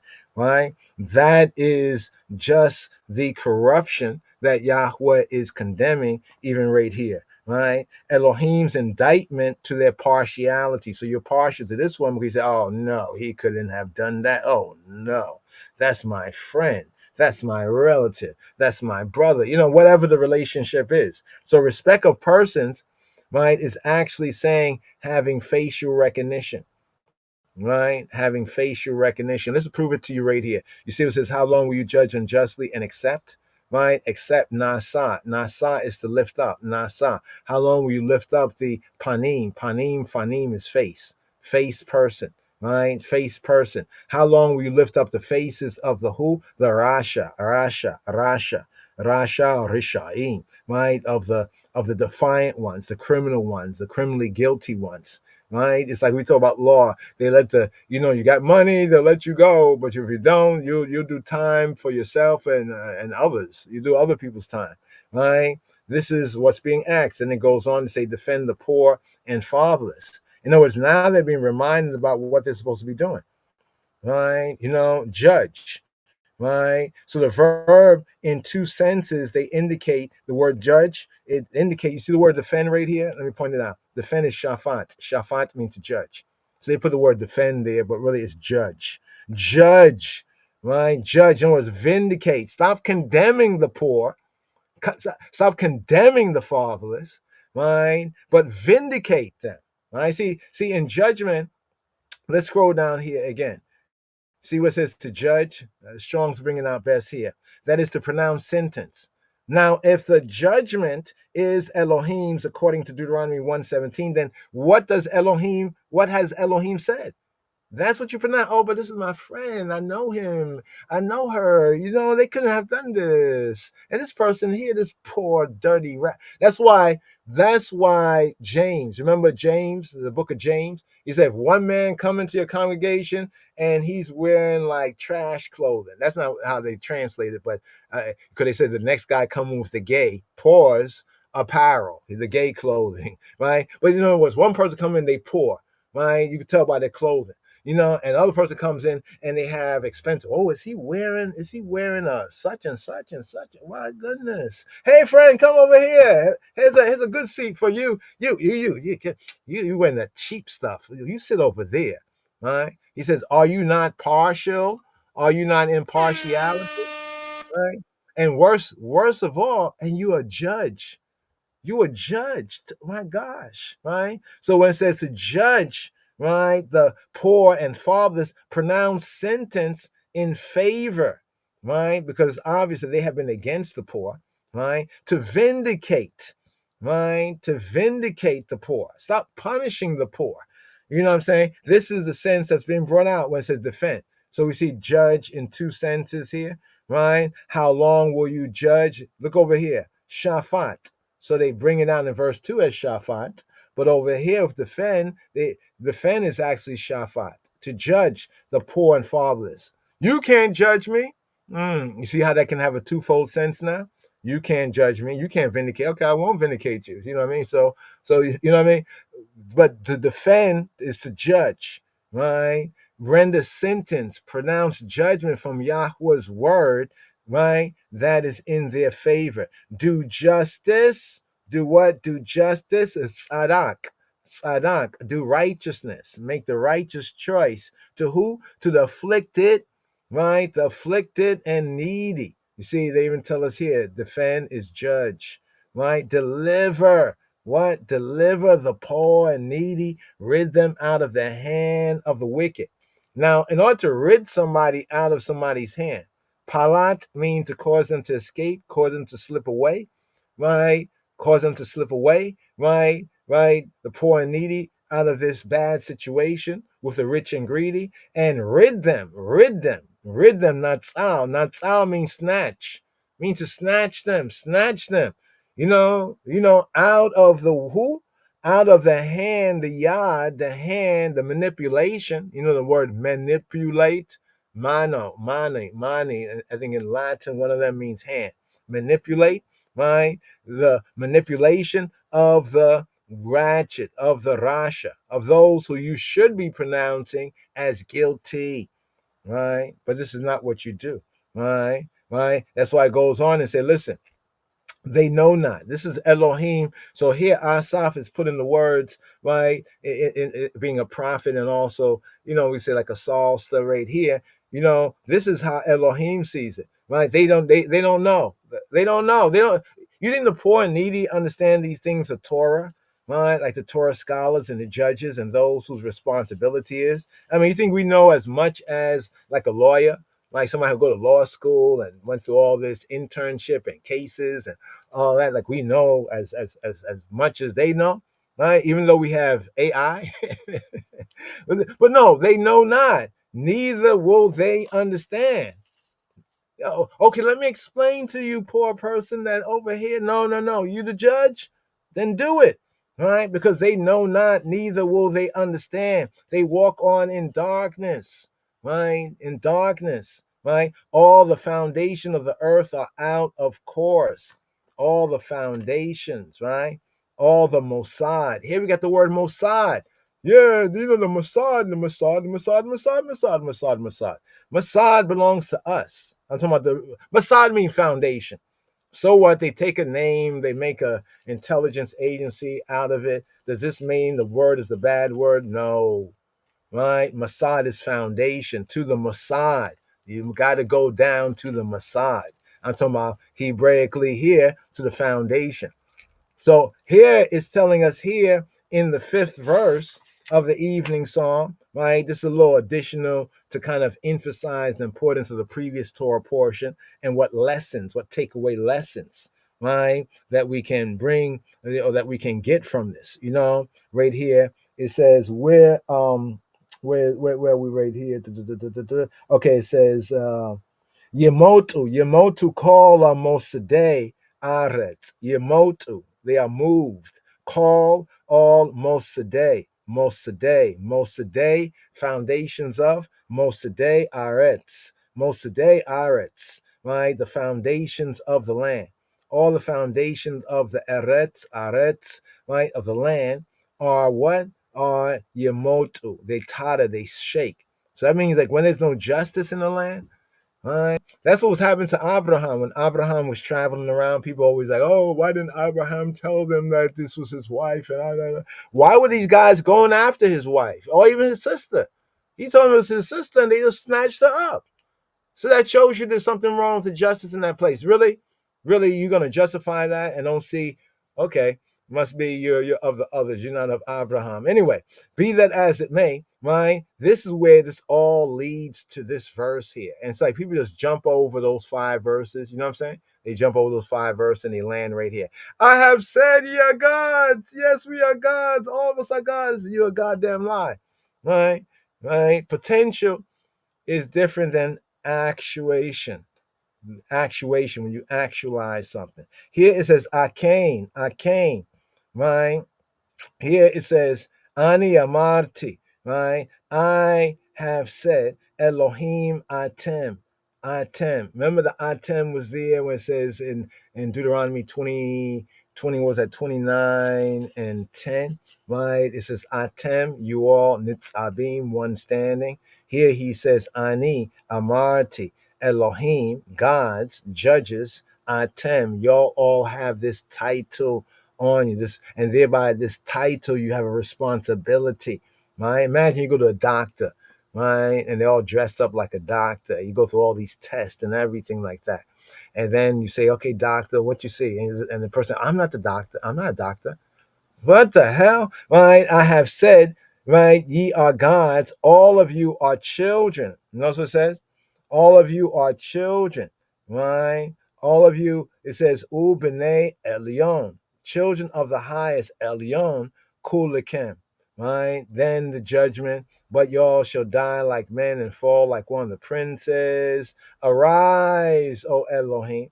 You know, you know when they say, here come the judge, when the judge comes into the court, all rise. It's kind of like this sense here. Arise, Elohim, right? Creator, sovereign, ruler, judge, right? Judge the earth, for thou shalt inherit, right? All nations, all nations. So right there, there. No, we went a little bit, right, a little bit further, kind of went into a couple of other aspects that we didn't think we would. But let's just sum up this right here. This is Deuteronomy 17:12. And the man that will do presumptuously, right, and will not hearken to the priest, right, will not obey. Shama is to hear and to obey to the Kohen, the priest that standeth, right, Amad, right, that standeth, right, to minister there before Yahweh Eloheka, right, that does his service, right, to minister before, right, or to the judge, right. Notice how the connection of not hearing, right, not hearing, right. So think about this for a moment. Elohim, the creator, right? Also, if he's the creator of life, then he has power over life, right? And therefore, who better, like who better to judge something, whether it's good or bad, but the manufacturer? Check, right? So the priest that standeth to minister there before Yahweh Eloheka. So the priest minister before the Lord thy God, right? Or to the judge. So he has the priest has this authority, because if you don't listen to the priest, if you don't listen to the judge, what happens? Is that even that man shall die, right? And thou shalt put away the evil from Yisrael, right? So there's another area. I'll try to go through my notes and get that right there. But let the meme. Let this slide. Just one more time right here. Let this slide right here, just to hear this out again. Psalm 82. מזמור פ"ב, מזמור לאסף.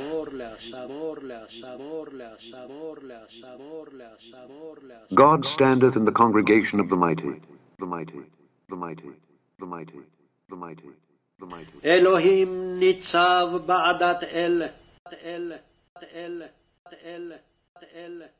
He judgeth among the gods, the gods, the gods, the gods, the gods, the gods. בקרב אלוהים ישפוט.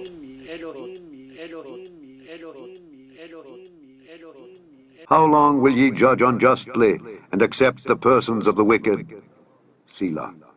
Defend the poor and fatherless. Do justice to the afflicted and needy. Deliver the poor and needy. Rid them out of the hand of the wicked. They know not, neither will they understand. They walk on in darkness. All the foundations of the earth are out of course. I have said, ye are gods, and all of you are children of the Most High. But ye shall die like men, and fall like one of the princes. Arise, O God, judge the earth, for thou shalt inherit all nations. Inherit all nations. Inherit all nations. Inherit all nations. Inherit all nations. Inherit all nations. Inherit all nations. Inherit all nations. Inherit all nations. Inherit all nations. Inherit all nations. Inherit all nations. Inherit all nations. Inherit all nations. Inherit all nations. Inherit all nations. Inherit all nations.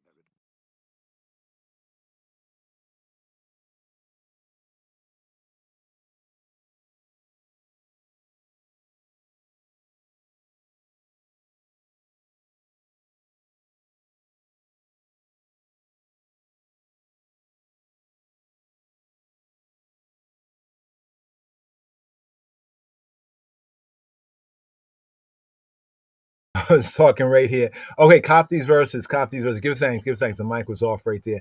Give thanks. So cop these verses right here, Talmudim, fellow disciples, right here on the theme of the priests, the judges, the officers, right? Along with the elders as well. These are the men of standing, like go to your elders, ask your elders, like here. It says, and thou shalt, Deuteronomy 17:9, these verses here, and thou shalt, these are the backative verses from Torah, right? And thou shalt come to the priest, the Kohanim, Halloween, to the priests, the Levites, and to the Hashofet, the Shofet, the judge, that shall be in those days, and inquire. Why would they inquire? They will have to inquire because they know not. Remember the psalm? They know not, neither do they understand. So therefore, they will inquire, right? And they shall do what? They shall do, it shall be their responsibility to shew thee the sentence of judgment. So you went to the priest, the Levite, or to the judge to inquire, and they say, oh, I don't know. That person had no right to be a judge, right? Right there, or priests, right? That's why the people shall go to the priests, the Levites, and to the judge that shall be in those days, and do what? And inquire. What's the word for inquire? Darash. That's where we get the midrash from. Midrash is like a document concerning the darash. So if you darash, you inquire, right? The documentation of the inquiry, the investigation, the study, the research, right? That's why this word darash, let's go down here. Darash can mean to seek in prayer, right? But also it means to investigate, to inquire, to ask. It also means to practice, to study, right? Darash. So the darash and the midrash connection right here. And they show darash, right? To inquire, right? Like investigate, right? And they, right? Speaking about the Kohanim, Halloween, the priests, the Levites, and the Shofet, right? Shofet, the judge, they shall shew, do what? Shew thee the what? The sentence. The what? The dabar. What's the dabar? What's the sentence? The word. What's the word? What's the word, yo? What's the word? They shall show you the sentence of what? The dabar of the mishpat, of judgment, right? The bar of judgment. Check. Go over here. So we see in the indictment, right, in Psalm 82, right, we get to see Yahweh. He's asking them, like, how long will you judge unjustly, respect the faces, lift up the faces of the wicked, right? And so you should judge the poor and fatherless, do justice to the needy, to the afflicted, right? And we touch on this verse as well. And the man that will do presumptuously, what's presumptuously? What's presumption? Right here, Zadon. He gonna do Zadon, right? Zadon, pride. Insult. Oh, you can't judge me. Alrighty, right? What shall happen? And he won't shama. He won't obey. Okay. To Ha Kohen that standeth to minister there, lifnei Yahweh, in the presence, in the face of Yahweh, right? Eloheka, or to the judge, even that man, and he could be a ish.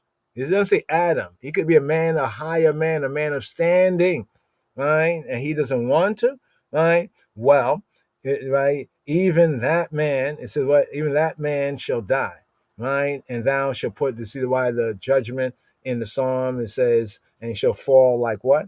Right? Nevertheless, y'all shall die like men and fall like one of the princes, right? That's just right there to show that even in the psalm is backed up by what the Torah is saying, right? Deuteronomy 19:17, right? And then both the men between whom the controversy or controversy, right, is, shall stand before who? Shall stand before Yahweh, right? And before the priest. Notice it don't say before Yahweh and before the priest. It says before Yahweh, before the priest. Right? That's interesting right there. Right? So the priests are standing in the position of Yahweh and the judges before the priest, the Kohanim, and before the Shoftim, right? That shall be in those days. Just to kind of prove this just to myself right here, I said it, but let's see if this is correct. It says, Lifnei Yahweh, Lifnei HaKohanim, Weha Shoftim, right? So before, to stand before the priests, right, who stands before Yahweh, and before the judges that are before Yahweh, right, is to stand before Yahweh, right there. Therefore, this is also another backative of why they are called Elohim. Remember, it's not after the other gods. The part that might be confusing is that people are trying to compare this to the other gods, like other people's gods, other people's stuff, and stuff like that. And that's what they're confusing themselves because they're not learning this well. If you learn this well, it explains itself. And the judges shall make diligent inquisition. Right? What kind of inquisition? Yatab. Good inquisition. Right? That means that we should have the good eye. Even if a bad case come forward, have the good eye. In other words, don't be swayed, by feelings or emotion, but look for the facts, the evidence. Right? Darash. Look at the inquisition as darash. So basically, this was to say one is to do a midrash, a study on this, investigate this, and behold, if the witness be a what? A false witness, and have testified falsely against his brother, then shall you do to him as he has thought to have done to his brother. And look what it says. This is the key this is like the chorus line, right? This is the chorus line here, right? So in this way shall thou put the evil, the rah, right, away from among you, right? And here's the residual effect. When they say make an example, and those that remain, those that what? Right? Sha'ar, the remainder that are left behind, right? Shall hear and fear and respect, right? And shall henceforth commit no more any such evil among you, right? And then it goes about the eye. The last part, it says, and the eye shall not pity. We have to do something on the eye for eye and two for two, because people got this kind of weirdo it's a non-Hebrews, other gods that they're thinking about, but it's not in the Hebrew context. But it says this, and thine eye shall not pity. Right? Oh, I just feel so sorry for him. Yeah, he did wrong. What the hell? This is a judge? We have to recuse this judge here. Right? Life for life. Eye for eye. Right? Tooth for tooth, hand for hand, foot for foot. Now, later on in common law, right, even in the later ancient times, right, this right here was understood as compensation for injury. Like compensation for injury, like you're working on a job, or say you're going to your job and somebody crashed into you and injured you, and now you had a good paying job. Well, in a sense, they have to kind of, first of all, treat your injuries, since if they're the ones who are responsible for the crash or the accident, that injured one, and also for loss of wages. This is what the eye for eye is. It's that compensation, right? That compensation right here. You know what I mean? Because nowhere in the scripture do we literally hear about, oh, he punched in my eye, so you got to punch him back. Because if you punch somebody back in the eye, you're going to damage the eye, but not quite like the person may have damaged your eye. You know what I mean? It's not like that. Here it's using the more figurative, right, sense of it. But here on the Elohim, right? The Elohim of God and the Elohim of man. But here, let's touch on, okay, here's how we're going to do it. Psalm 94, and then if we have time, we'll double around to Psalm 94 again, right? Because Psalm 94 is today's daily psalm. We have Psalm 94 right here. And so here, let's go like this, Psalm 94. And the theme, Chaverim, what's the theme of Psalm 94? Psalm 94 is a plea. How do you plea? Right? So in some senses, the Hebrew prayer and worship, sometimes, a psalm or a prayer and worship is almost like going to the highest court. Almost like going before the judge, making your case. Right? We already touched on prayer previous. We have to mark those episodes, those shows as well. The previous, where we touched on prayer, the tefillah, right? And went, I think, we're a good build to show that prayer in the English sense and in the Hebrew sense, Hebraically, is not quite the same. But here we have Mizmor Tzadei Dalet, Tzadai 90 Dalet 4, Psalm 94, Psalm XCIV. It's a plea for divine judgment. Remind me what Burhana Selassie, Robert Nesta Marley, better known as Bob Marley, said in an interview. He said, you got to pray. We got to pray for the judgment day. Well, here in this psalm right here, this is such a prayer, right, for the judgment day. Right here, Yahweh, to he who be, El Nikamot, the God of vengeances. They say, vengeance is mine, saith the Lord. Yes, That is true, right? And therefore we pray to El Nikamo, the Almighty of vengeances. Yahweh, he who be, who he be. El Nikamo, the Almighty of vengeances. Hophia, Hophia, shine forth, right? Hophia means like to shine forth, but also has a sense of like to show up, to make your appearance, shine forth, right? Bring it, right? As a second advent, it opens the day of vengeance. Here we pray, right? There's a plea for divine judgment. Psalm 94. מזמור צ"ד. O Lord God, to whom vengeance belongeth, vengeance belongeth, vengeance belongeth, vengeance belongeth. אל נקמות אדוני, אדוני, אדוני, אדוני. O God, to whom vengeance belongeth, show thyself, show thyself, show thyself, show thyself. אל נקמות הופיע, הופיע, הופיע, הופיע. Lift up thyself, thou judge of the earth, judge of the earth, judge of the earth. הנשא שופט הארץ, שופט הארץ, שופט הארץ, שופט הארץ. Render a reward to the proud, to the proud, to the proud.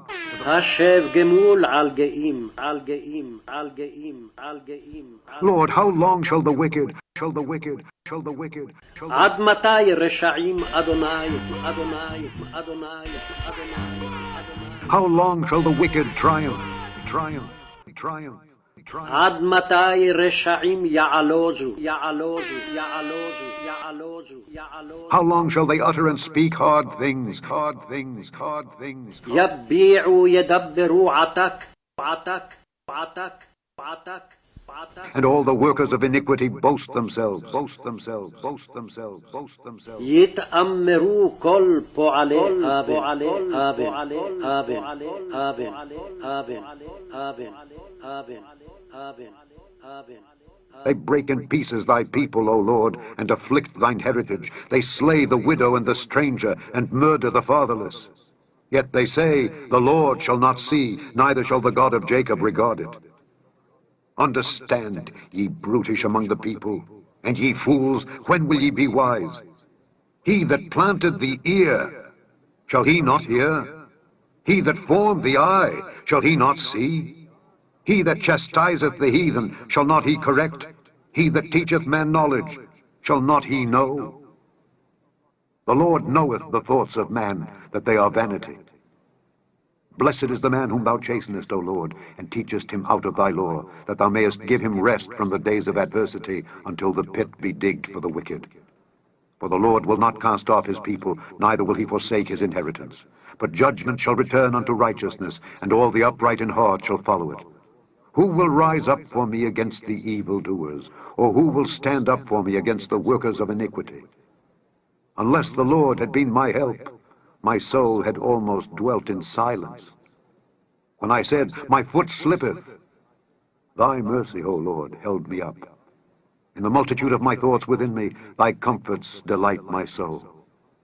Shall the throne of iniquity have fellowship with thee, which frameth mischief by a law? They gather themselves together against the soul of the righteous, and condemn the innocent blood. But the Lord is my defense, and my God is the rock of my refuge. And he shall bring upon them their own iniquity, and shall cut them off in their own wickedness. Yea, the Lord our God shall cut them off.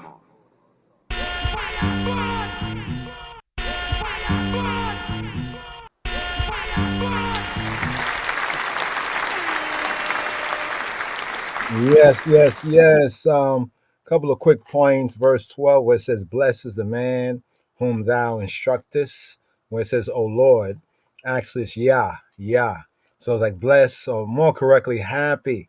The beatitude is the man whom thou instructest, O Yah, O Jah, and teachest him out of thy law. That's Psalm 94, verse 12. Ashrei, Hagever Asher Tiyasareinu Yah. Miya Torateka, Tilamdenu, Tilamdenu. Then we get Talmud and Talmud, Tilamdenu from Lamad, to teach, Tilamdenu, teaches him. Then when it says that they by a statute, well, it says by a law. What was that part right there? By a law. Which verse is that? Well, there in the psalm, it's actually not let's see, what's the verse? Okay, I'm looking at the other version. The translation is slightly different, but where it says that formeth mischief, right? Mischief by a law. Actually, it's by statute. By statute. And didn't come out so clear before, but then when you think about what they do with these statutes, statute of limitation, the statutes is kind of interesting right there. Who formeth, let's see, mischief by a law. Okay, yeah, yes, verse 20. Verse 20. It should more read, shall the seat of wickedness, the throne of the seat of wickedness, have fellowship with thee? In other words, will you sit up with the wicked? Like remember Psalm 1, right? Who frameth mischief by statute, framing mischief by statute. Under the cloak of legal enactments, they work their mischievous and devious plans. They act unjustly, although in a sense it's quote legally. You see how that goes. They act unjustly, but they say, well, it's legal, though legally, because the laws of the Gentiles, because their laws are unjust.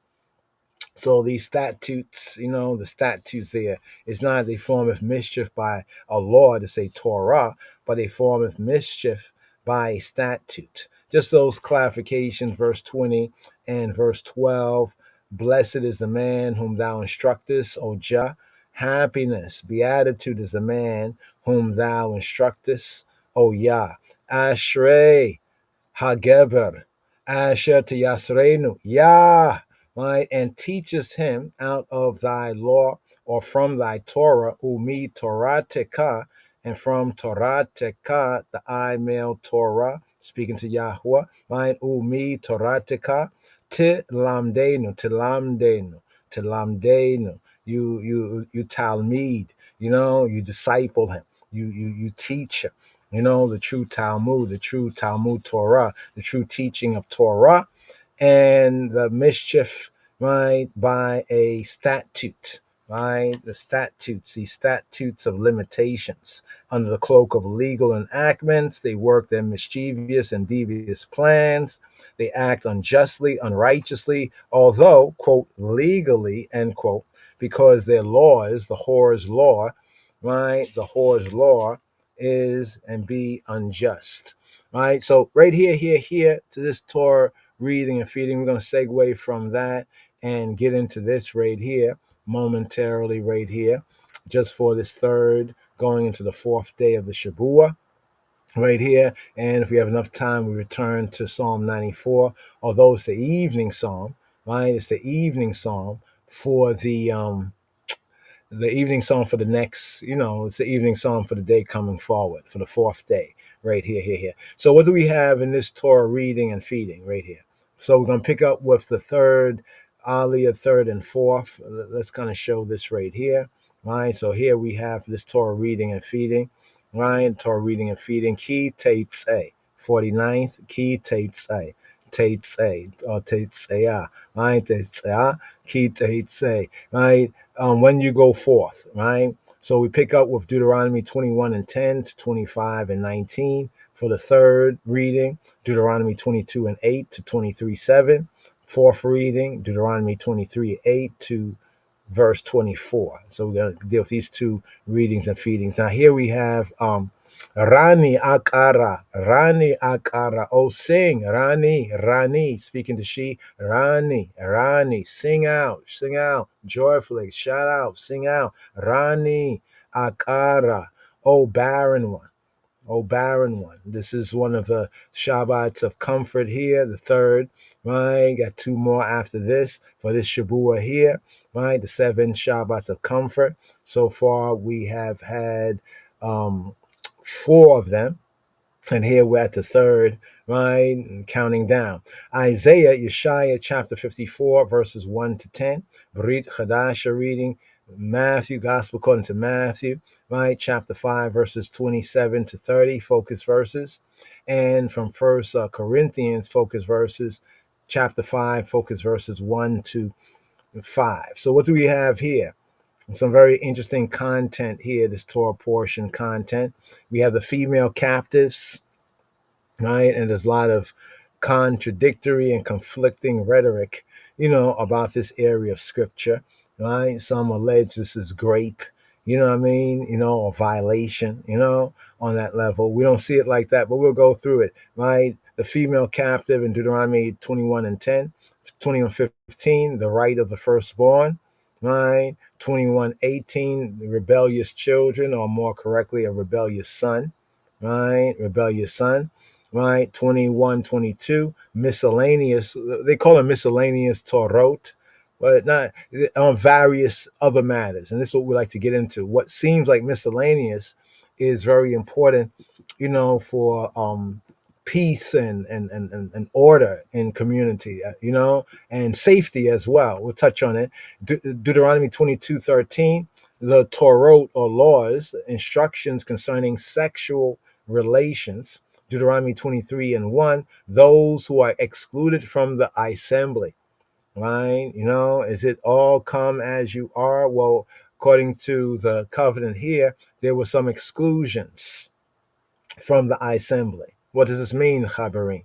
Deuteronomy chapter 23 and 9, sanitary ritual, right, and humanitarian precepts. So there's some sanitary, ritual, humanitarian precepts, right? Of some particular interest is, okay, we should have cut that one right there so it could be a little larger, is our building practices, right? Something interesting, there's something called a parapet. Something called parapet. Parapet. It's basically like on a roof, right? You know how a roof can be flat, and if you're not looking, you can just walk right off, right? How you're supposed to put like a barrier there, like a kind of what do you call, like, it's called parapet, but it's like that one cannot just fall off of somebody's roof right there. And now there you see it right there, where they're putting these roofs up. And now it's like become a law, something that was circulating here in the New York area, and elsewhere, concerning that you have to do this by law. Otherwise, it's to be a big fine. So it's almost because they had some situation where some of the masonry on buildings was falling down. And I think some people were hurt. I don't know if anybody was killed with that, and I guess some people going up to roofs, go too close to the edge and fall off. But it's interesting how the Torah says that if this happens, that blood is on you. You know what I'm saying? But these are some of the so-called miscellaneous, areas that some call it. But continuing on, we have Torah, laws concerning marriage and divorce. Now, Yeshua, Robeno, our rabbi, the rabbi of rabbis, he cleared it up. Right? He cleared it up. Can you pause on that right there? I don't know if that can be paused on. He clears it up. That Moshe did that because of the hardness. Moses did that because of the hardness of one's heart. You know what I mean? That this is, thank you. Yeah, Deuteronomy 22 and 8. When you build a new house, you shall make a parapet for your roof. I remember I had to look this word up, parapet. Para, I think I'm saying para, like parallel, paramilitary, pet. I think I understand what pet is, but it's not that kind of word right there. The parapet is like that kind of a border, a raised border, right? So like if you go to the edge of a roof, you can lean up right there. You won't just like, okay, don't go too close to the edge, because you could fall off. Because it says that you may not bring the guilt of blood upon your house. That's interesting. The guilt of blood. Remember what it says, like the bloodshed and innocent blood, how it defiles, right? Both in a spiritual, psychological, and spiritual sense, a soul and spirit sense, but also in a real natural sense too, right? That you may not bring the guilt of blood, of dam. In Hebrew, blood is dam. It's like when we say dam in the English pronunciation, we say dam. Blood, the guilt of dam, upon your house, if anyone should fall from it. If anyone should fall from it. So that right there is a very interesting in seeing how some of the laws are changing, maybe not in your area just yet. But if you see it and they say, hey, you have to build a parapet, and you'd be like, parapet? What's a remember the Torah teaching right here? All right. This is what a parapet is. Right? All right. All right. So let it roll, let it roll, let it roll, let it roll, let it roll. Give thanks, let it roll. So the law is the Torah concerning marriage and divorce. Right? So we see in the law, we have the pure, what we call the pure word, the word from Father. He's supposed to 10 words, right? Those 10 words. Those words he spoke, and then he wrote them down on 2 tablets. It was put in the ark, right, for safekeeping, right? Then we get certain things that were the traditions of the people, the culture and the customs of the people, like the blood avenger. These things are still in effect, but they're regulated. Yeah, sha'atnes, the sha'atnes. Sha'atnes is like mixing fabric, right? Where it speaks about not mixing, wool, and like linen, right? And you know what? They've studied this recently. Well, not recently, but they've been studying this, right? As of nowadays, right? And they actually find that there are certain health related benefits and also detriments. Benefits to not mixing fabrics and certain detriments to certain mixed fabrics. You know what I mean? Health wise, right? Not to even mention the frequency of fabrics, that fabrics have frequencies. You know what I'm saying? As it were. But be that as it may, we have 24 and 5, some other laws that are generally called miscellaneous laws, right? Levirate, the Levirate marriage, where if one had a brother that had no son, right, what is to be done, no children, but namely no son, right? And then we have various other commands when we come to chapter 25, right? Now here, this is one of the most, I think, like what do you call it? This Torah reading and feeding has well, some count to 613. Mm-hmm. Whether it's a do this or don't do this, this is how that goes, right? Though they're all generally you could say commands, right? Yeah, do not wear clothes of wool and linen woven together. So there's a whole section about mixture, right? Mixing, right? Mixture, right? So here for this kia Tetzei, right? Kia Tetzei right here. Let's just read this before we go forward, right?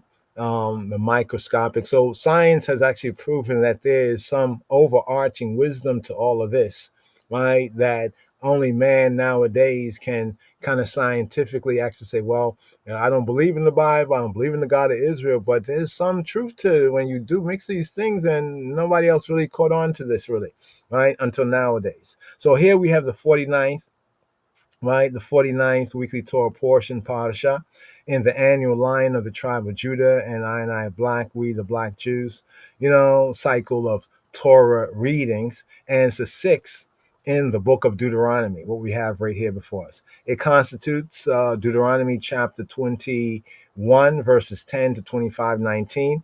The parasha, the portion, the reading here, right, it sets out a series of what is often referred to as miscellaneous laws, right? Because every verse or two, right, touches on some things that ones might regard as miscellaneous. We don't really regard it as miscellaneous, but we understand the terminology. You know what I mean? In that context. Mostly governing civil and domestic life and liberty, right? Civil and domestic life, including ordinances, right, regarding a beautiful captive of war, right? Inheritance among sons of 2 wives, right? A wayward son or rebellious son, the corpse of an executed person or somebody hung or lynched, right? Property, found property concerning property rights, right? Coming upon another in distress. You find your brother's in distress and you don't like your brother, so you're not going to help him out. That is wickedness. That's a crime. Rooftop safety, that's the parapet part, the parapet. Prohibited mixtures, certain type of mixtures of fabric, of crops, of other kind of mixtures. Sexual offenses, right? Membership in the congregation, right? The qualification of who can be a member in the congregation. Camp hygiene, keeping cleanness and hygiene in the camp. Runaway servants. You could say bondmen, bondwomen. They'll say slaves, but we'll say servants, right? Bond servants, even so, right? Prostitution, right? Usury, right? Charging interest on money, vows, right? Gleanings, right? Kidnappings, right? Repossession, repo. We even have repo laws here, right? Prompt payment of wages, paying one's wages. It's not like over here, they like you work like 2 weeks, you get paid for 1 week. No, prompt payment of wages, vicarious, various liabilities, different things one might be liable for, right? Flogging, right? Treatment of domestic animals. There's even a whole aspect here where there's a real holistic, even from the past, the old scriptures, when understood properly, there are principles that even apply, to kindness to animals, right? Right, domestic animals, liverite or levirate marriage, right? Weights and measures, when it says like a false balance, right, is an abomination to Yahweh, right? So weights and measures, right? And remembrance of the Amalekites, right? The descendants of Esau known as Amalek, right? Remembrance of the Amalekites, right? So in this Torah reading and feeding here, the 49th key Tetzei, right? It's made up of 5,856 Hebrew letters, otot, signs, 1,582 Hebraic words, 110, right, verses, and can occupy, right, in some of what we call a proper Torah scroll, about 213 lines in a Sefer Torah, right? We, the black Jews of the line of the tribe of Judah Society, generally read, right, this Parasha in August or September. We, the black Jews, Ha-Yehudim, also read part of the Parasha about Amalek, right? Deuteronomy chapter 25, verses 17 to 19. Deuteronomy chapter 25, verses 17 to 19, as the concluding or the maftir, right, reading on the Shabbat Zakor. So there's a Sabbath, special Sabbath, a Sabbath of remembrance, and then we read that remembrance to blot out Amalek, blot out Esau's descendant known as Amalek for what he had did, right? In Deuteronomy 25, 17 to 19. The special Sabbath, Shabbat Zakor, is a special Sabbath before Purim that recalls the time of Esther, right, and Mordecai, that commemorates, right, the story of Esther and the black Judahite, or you can say Jewish or Judahite, Ha-Yehudim, the peoples, we peoples, Jah peoples, ancient victory over Haman's plot to kill, right, the black Jews and the Yehudim of Persia, of the Persian Empire, from India even to Ethiopia, right? As it says in Esther chapter 1, verse 1, told in the book of Esther, right? So Esther chapter 3 and 1, it identifies Haman as an Agagite, right? Agagi, right? Ha'agagi, right? Haman Ha'agagi, right? Agagite, and thus a descendant of Amalek, right? And Amalek, a descendant of the grand Picani of Esau. Numbers chapter 24 and 7, it identifies the Agagites with the Amalekites. So there's a midrash, there's a study that tells, right, that between King Agag's capture. So if you recall in the book of the Kings and Samuel and Kings, but namely in the book of the Kings, Saul, the first king of Israel, Saul had captured King Agag, right? And when Shemuel came along, he said, you violated the war ord. The war ord is like the war order. He was given a specific war order, right, by keeping Agag alive. And still it's kind of interesting, why did Saul was he keeping him as a hostage? He expected to get something from him, but he kept him alive. When Shemuel came along, Shemuel hacked him, right? Agag, right? And Agag is said to have fathered a child from whom Haman in turn descended. So just pointing out why this Amalekite part right here. And the theme for this Torah reading and feeding is love and war. Love and war. So the thought here for this Shabua, right? The thought here for this Shabua, love and war. right? There's a popular English maxim, English phrase that states, quote, all's fear in love and war, end quote. You've heard that before, right? All's fear in love and war. Well, the implication, what is implied by that statement, is that the rules of proper conduct, right, can be suspended when fighting on the field of battle, on the field of battle, on the battlefield, and when playing on the field of love, or some people call it romance, but romance, I can't get away from that word. That word has to do with Roman customs and behavior, right? But on the field of love, right? So the Torah, how does the Torah stand on this? Well, the Torah disagrees with the popular English Gentile phrase, all's fear. Because we can even ask the word, what is fear? What you mean fear? My fear lady, what you mean by fear? Right? What is fear? You mean fear? You mean Fear? You mean Fair? Now it's Fair, but then you mean fear like I went to the county fair? You see how English is kind of strange right there? But all's proper in love and war. That's the implication. So here we begin off with the first word here, right? Just again, right here. When you go out to battle, ki tetzei, right? Against your enemies, and Yahweh your Elohim delivers them into your hands, and you take them away captive, right? And you see the captives, among the captives, a beautiful woman, and you have a desire for her, and you would take her as a wife for yourself. Now, some imagine a whole bunch of this stuff. They talk about, oh, what about her family, her people? They should have accepted Yisrael's shalom. They should have accepted our peace, right? But be it as it may, if we read this, we read the different stages of it. So we go to war, right, against our enemies, and Yahweh our Elohim. Remember in the previous chapter, it told us the conditions of war, the rules of engagement, right? And so they're delivered into our hands, and we take them away captive.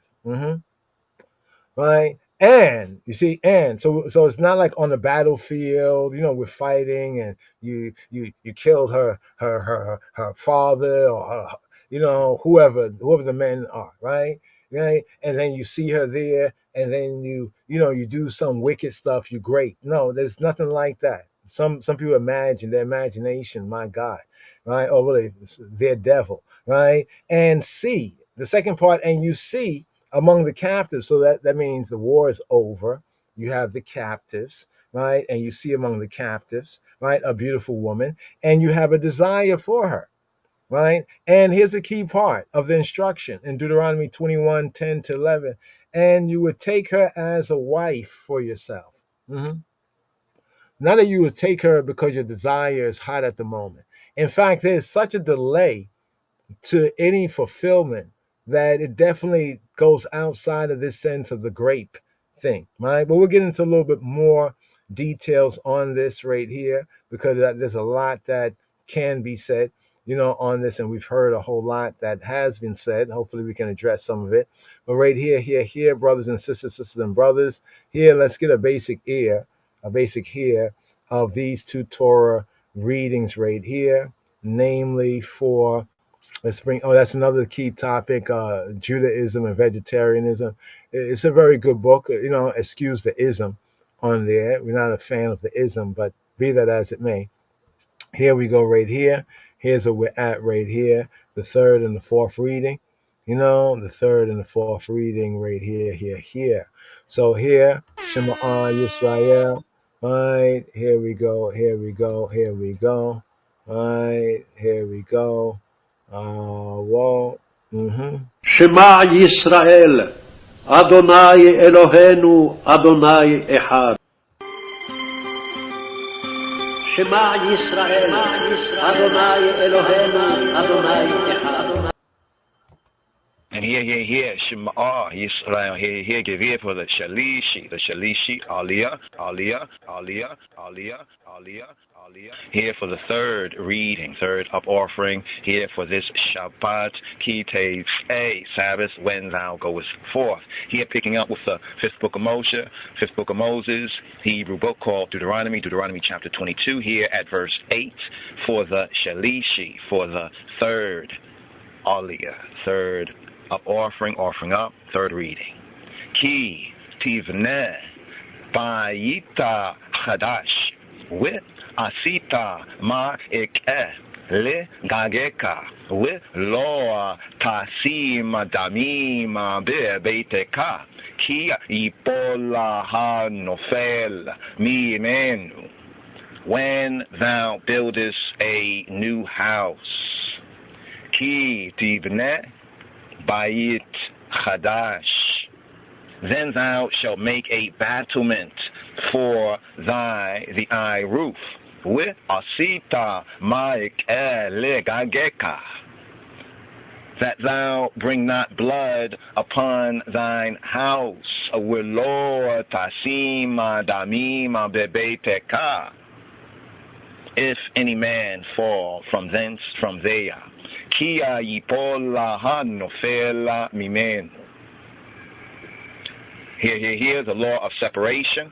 The law of separation, verse 9.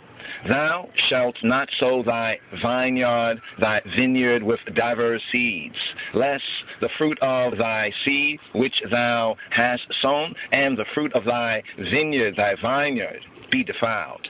Thou shalt not plow with an ox and an ass together. Thou shalt not wear a garment of diverse sorts, as of woolen and linen together. Thou shalt make thee fringes upon the four quarters of thy vesture. Thou shalt make thee fringes upon the four quarters of thy vesture, wherewith thou coverest thyself. The innocent wife, the innocent Isha, Eshet, protected. Verse 13. If any man take a Isha, a Eshet, a wife, and go into her, and hate her, and give occasions of speech against her, and bring up an evil name upon her, and say, I took this woman, and when I came to her, I found her not a maid. Then shall the father of the damsel and her mother take and bring forth the tokens of the damsel's virginity to the elders of the city in the gate. And the damsel's father shall say to the elders, I gave my daughter to this man to wife, to Isha, and he hateth her. And lo, he hath given occasions of speech against her, saying, I found not thy daughter a maid. And yet these are the tokens of my daughter's virginity, and they shall spread the cloth before the elders of the city. And the elders of that city shall take that man and chastise him and discipline him, and they shall immerse him in 100 shekels of kesef of silver, and give them to the father of the damsel, because he hath brought up an evil name upon a virgin of Yisrael. And she shall be Ishto, his wife. He may not put her away all his days. The guilty wife, the guilty Isha, Eshet, to be stoned. Verse 20. But if this thing be true, and the tokens of virginity be not found for the damsel, then they shall bring out the damsel to the door of her father's bait, her father's house, and the men of her city shall stone her with stones that she die, because she hath wrought folly in Yisrael, to play the whore in her father's bait, in her father's house. So shalt thou put evil away from among you. If a man be found lying sexually with a woman married to an husband, if a man be found lying with a woman married to an husband, then they shall both of them die. Both. The man that lay sexually with the woman and the woman, so shalt thou put away evil from Yisrael. If a damsel, that is, a virgin, be betrothed to an husband, and a man find her in the city and lie sexually with her, then ye all shall bring them both both out to the gate of that city, and ye all shall stone them with stones, that they die. The damsel, because she cried not, being in the city, and the man, because he hath humbled his neighbor's Eshet, his neighbor's wife. So thou shalt put away evil from among you. But if a man find a betrothed damsel in the field, and the man force her, and lie sexually with her, then the man only that lay with her shall die. But to the damsel thou shalt do nothing. There is in the damsel no sin, no chatiat, no uckery worthy of death. For as when a man riseth against his neighbor and slayeth him, even so is this matter. For he found her in the field, and the betrothed damsel cried, and there was no one to save her. If a man find a damsel that is a virgin, who is not betrothed, and lay hold on her, and lie sexually with her, and they be found, then the man that lay with her shall give to the damsel's father 50 shekels of kesef, of silver, and she shall be ishto, his wife, because he hath humbled her. He may not put her away all his days. A man shall not take his father's isha, his father's wife, nor discover his father's skirt. And here, Shema Yisrael, give ear, Deuteronomy chapter 23, divers regulations. He that is wounded in the stones, or hath his privy member cut off, shall not enter into the congregation of Jehovah. A bastard shall not enter into the aggregation of Jehovah. Even to his 10th generation shall he not enter into the aggregation of Jehovah. An Ammonite or Moabite shall not enter into the aggregation of Yahweh of Jehovah. Even to their 10th generation shall they not enter into the aggregation of Yahweh of Jehovah forever, forever. Because they met you not with bread and with water in the way, when y'all came forth, Mitzrayim, out of Kemet, out of Egypt, and because they hired against thee, Balaam, the son of Beor of Petor of Mesopotamia, to curse thee, Nevertheless, Yahweh Eloheka, Jehovah, the Elohim, would not hearken to Balaam, but Yahweh Eloheka, Jehovah, the Elohim, turned the curse into a baraka, a blessing to the because Yahweh Eloheka, Jehovah, the Elohim, loved thee. Thou shalt not seek their peace, their shalom, nor their prosperity all thy days forever, for I. And hear, Shema Yisrael, hear, give ear right here. For the Rebi'i, here for the fourth reading, the fourth offering, the Rebi'i Aliyah, here for this Shabbat, Ki Tetzei, Sabbath, when thou goest forth. Here, Deuteronomy chapter 23, here at verse 7 in the KJV, verse 8 in the Sefer,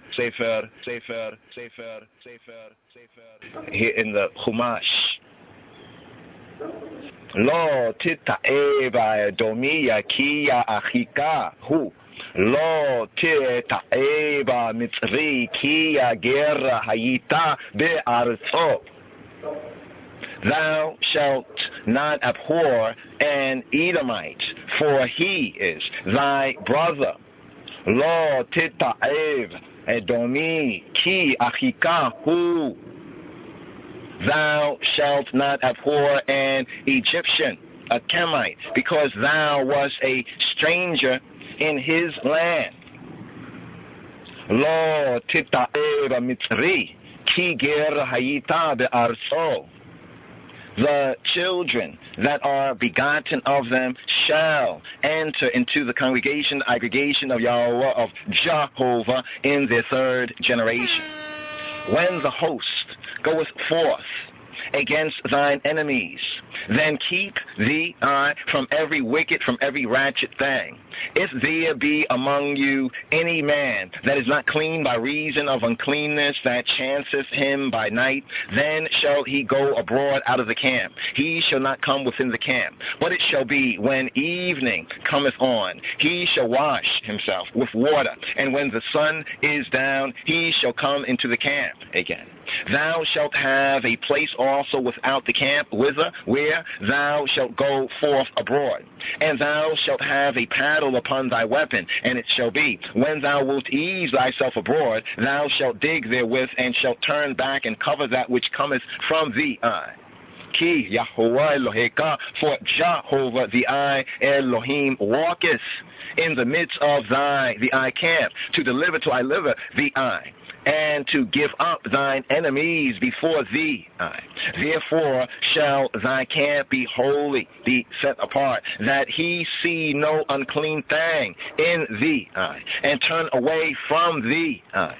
Thou shalt not deliver to his master, the servant which is escaped from his master to thee. He shall dwell with thee, even among you, in that place which he shall choose, in one of thy gates, where it liketh him best. Thou shalt not oppress him, thou shalt not downpress him.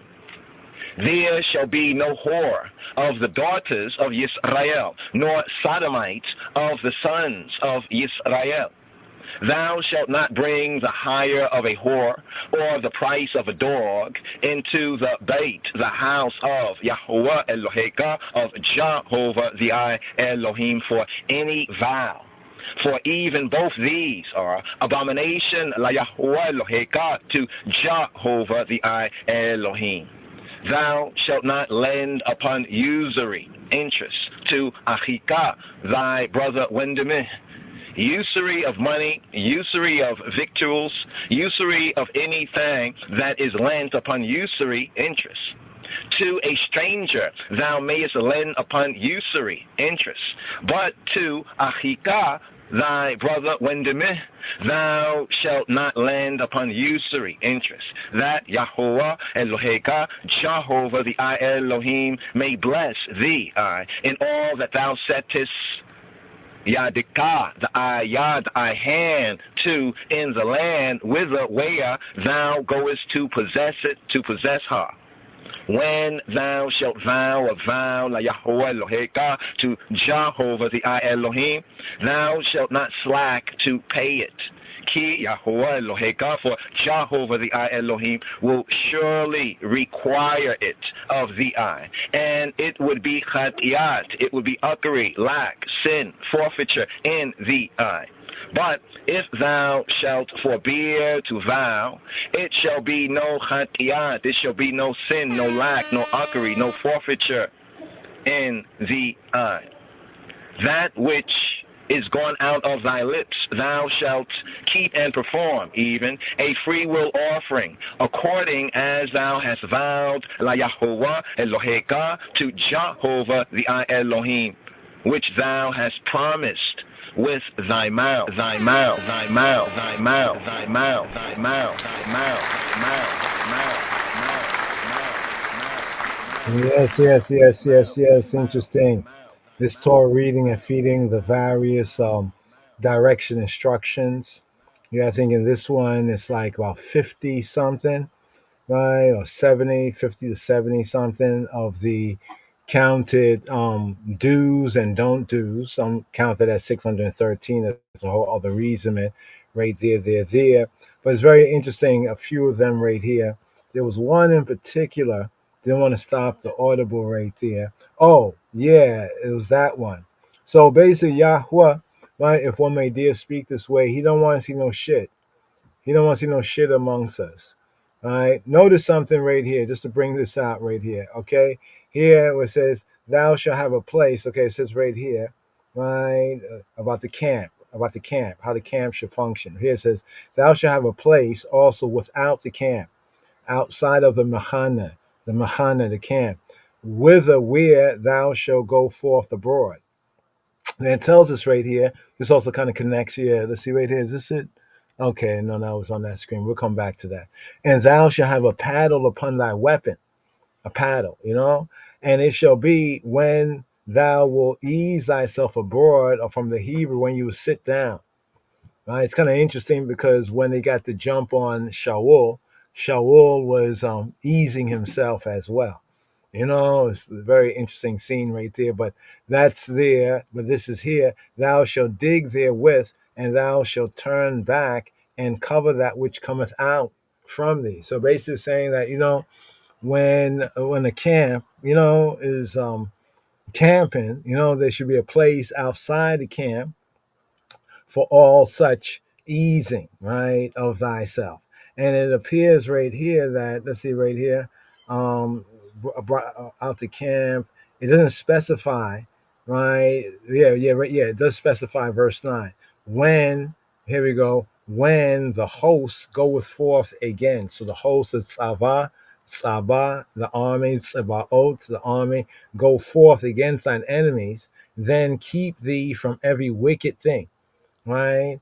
If there be among you any man that's not clean, he's to be clean, right? So this is like even when going to war, these are like the regulations and stipulations, right? And so here it says, okay, that man, cleansing himself, he can come back in when the evening time, something about the evening time, right? Then here it's saying that when it's time to go forth abroad, like one has to do their business, here it says, right, upon that weapon, right, like a paddle, something to dig, right? So when you sit us down, but then it's this part here where it says, okay, turn back and cover that which come out of you, right?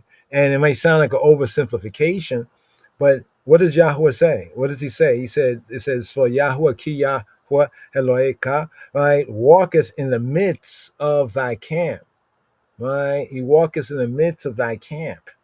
You know what I mean? So think about it. So people just defecating in the camp, this seems to be specifically for the hosts, when the army is going out there, so they can have success in the victory. They can have not just success, but it can have salvation and victory. The word Yeshua for salvation, and also Yeshua for victory, right? But it says that Yahweh, notice he uses the term, he walketh in the midst of thy camp, right? To do what? To deliver I and I, to give us the victory, right? And also to give up our enemies before thee, before us. Therefore, it says, show thy camp. So even the military camp, right, has a condition of set apartness, of holiness, right? And what does it say right here? That he see no unclean thing in thee. But notice it spoke about if a man is unclean because something chanceth upon him, right? This is like, just to be 100, let's go over here, right? It says by night, so he has some nocturnal emission, right? Let's put it like that. Some nocturnal emission, right? He's to do what? Then he shall go abroad out of the camp, right? So he's not to keep it to himself. Oh man, I had a dream and I'm thinking about, you think about your wife or whatever, you know what I'm saying? But this happens to you, right? Because when we go into battle, it's all of us as one man. You see what I'm saying? It's all called Yisrael as one man, right? It's going into battle. So if that happens to the next man, it's just like when it says like a man being afraid or weak hearted, or his heart melt, or he got some misgiving about it. Well, he can go back, he can go home, on that level. But here now, already being in the camp, right? He is to go abroad out of the camp, right? And he shall not come within the camp. So there's a separation, right? The separation to maintain that separation. So all of Israel's under that holiness. So to maintain that separation, if one of us like gets defiled, then we are to separate, right? And do that which will return us to that standard of separation, right? But it shall be when the evening come on, right? What shall he do in the evening? He shall wash with water. And when the sun is down, right, the sunlight is off the horizon, he shall come into the camp again, right? He shall come in, right? He shall come into the camp. And then, so the uncleanness spoken about here in verse 14 is of a twofold sense, right? It's that uncleanness that might come upon, you know what I mean, that might come upon that particular man, right? And it's also the uncleanness, that may come from within the man, right? How he's to cover it, because it tells us right here that Yahweh, he's walking. So it's almost like, you ever walk in some shite?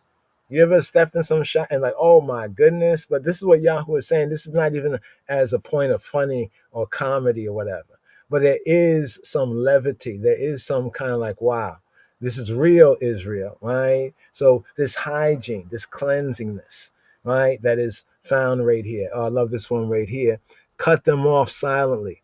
They know exactly what they do wrong. Well, yes, you can, in that sense, like in Psalm 94, both our brother, right, we're to put them on notice, even if I think you did something wrong, there's a sin, you're supposed to bring it out, But this is speaking right here, right?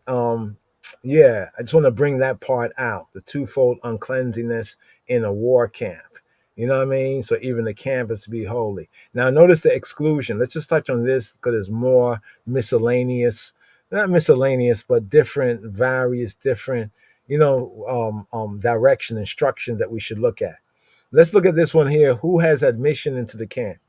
Like, who has, rather, not the camp congregation. My bad, slicha, the congregation. Because the military camp, there's also the camp of them camping in the wilderness. But that's a different camp here. This is the one that when you go forth, right? When you go out, when you go forth, or the Plea Tetzei, when you go forth to war, right?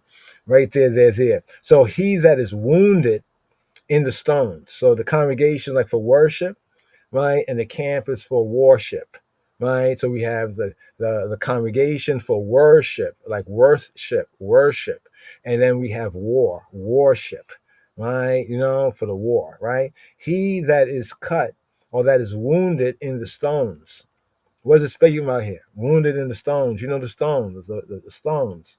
Man, stones. You got stones, you got balls. We say balls today, they said stones back then, right? Or have his privy member cut off. Ouch.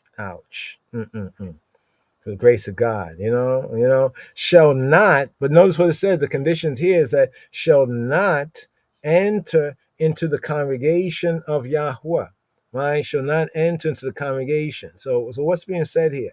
The congregation is the area of worship. Remember, we had in the other Psalm 82, it had Ada.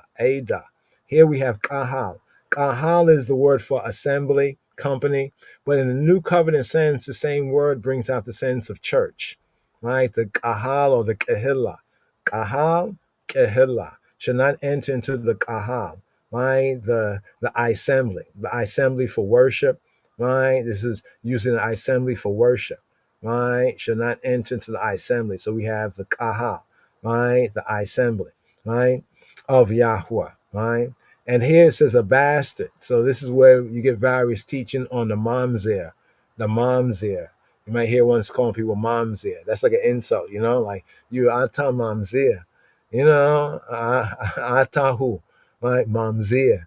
Right? Mamzer etzeh. Right? Bastard. To say like a bastard, child of incest, or illegitimate child. Right? Now this bastard also in a figurative sense referring to the mixed population, right, in more modern sense, like born of a like a Yehudi or Israelite father, right, and a heathen, another nation mother, or vice versa. Some of the ways that bastard, right, from then to now, one who's alienated, mamzir, or some might say a mongrel, right, and in one sense, coming more to the present time, born of a Yehudi father and a heathen mother, right? Mother from another nation, a strange Nokri, right? A Nokri nation, right? But it says that a bastard, right, shall not enter into the congregation of Yahweh. You remember we had touched on Ezra and Nehemiah, when there were those Judeans that had returned,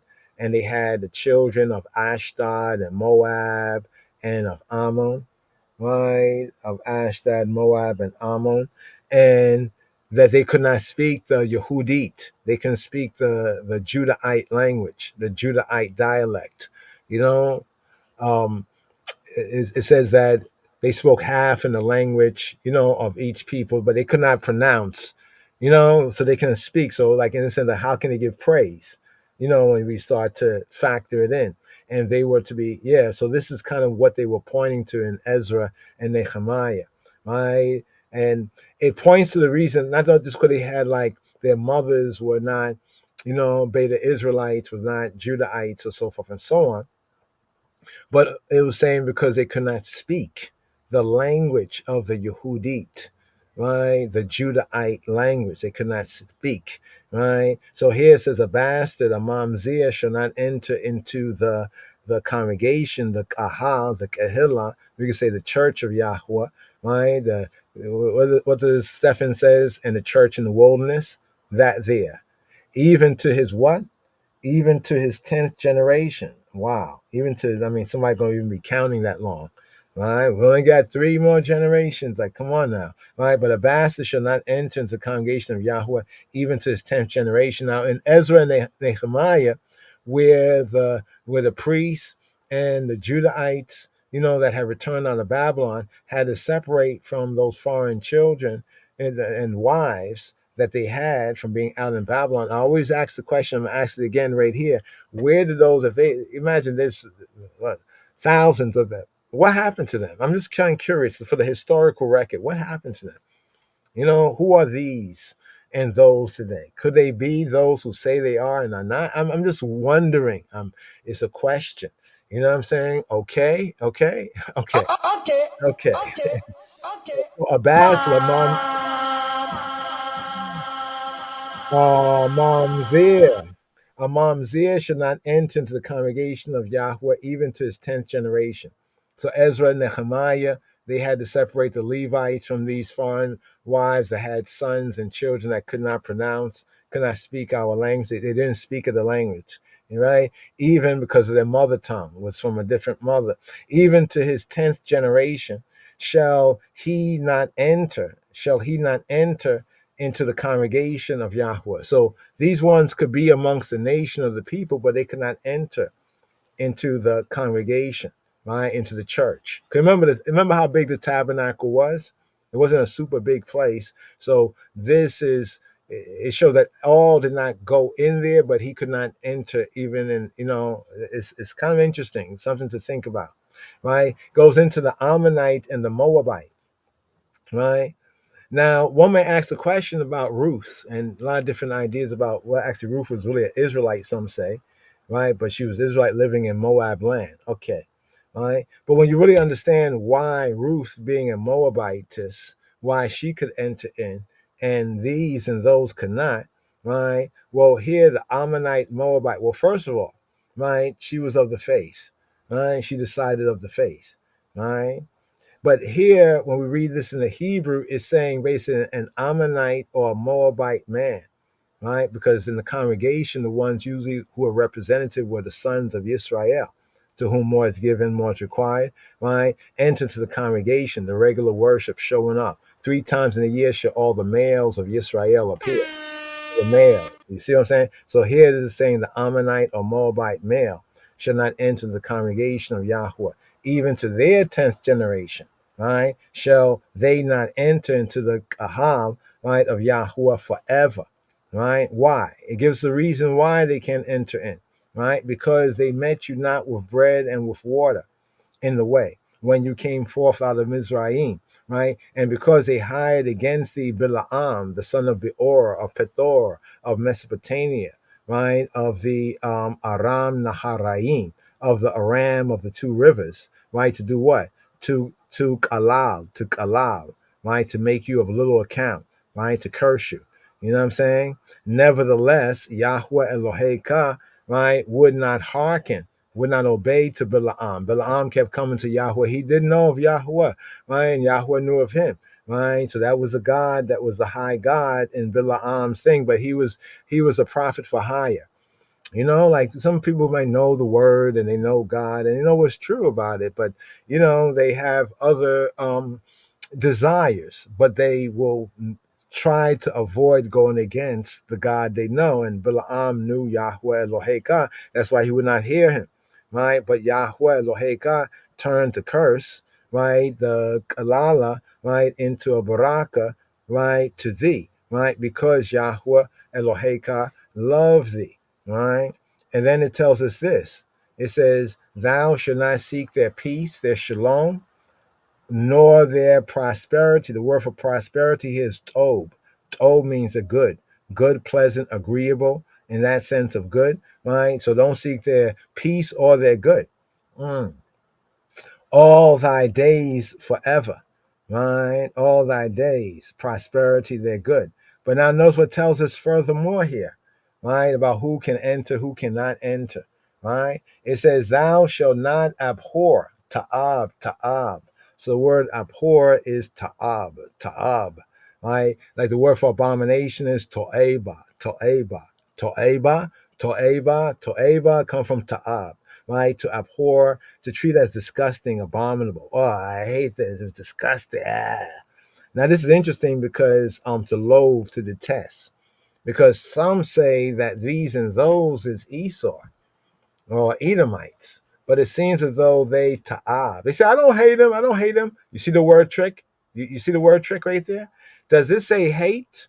Some of the other funky translations might say it, right? But looking at the Hebrew root word is ta'ab.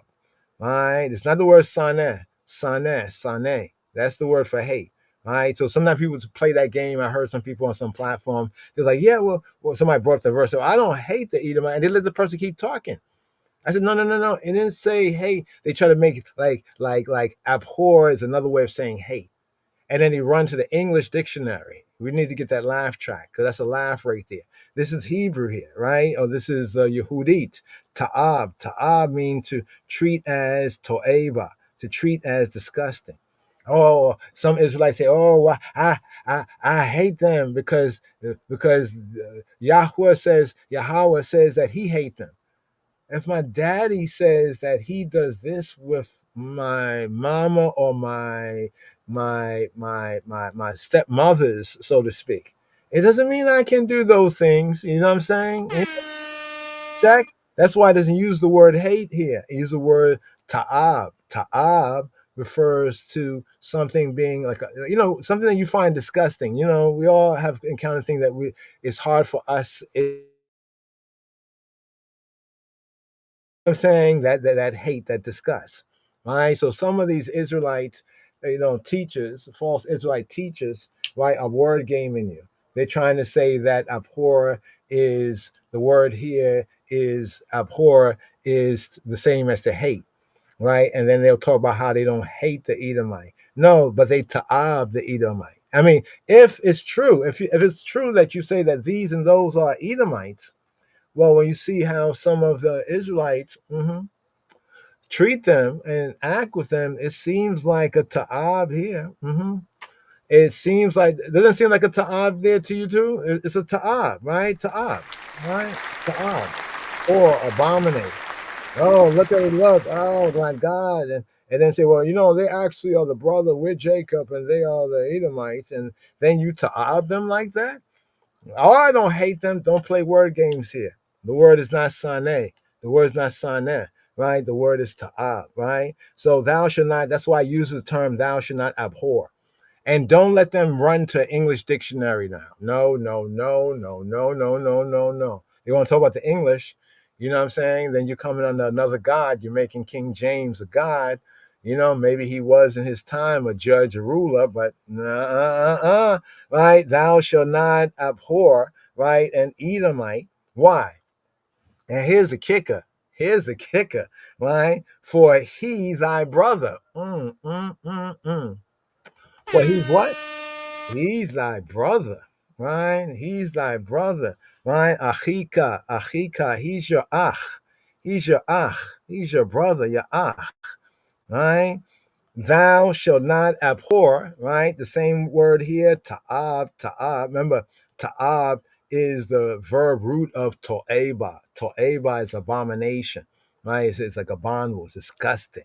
It's like, disgusting, right? Thou shalt not abhor, right? a Mitzri.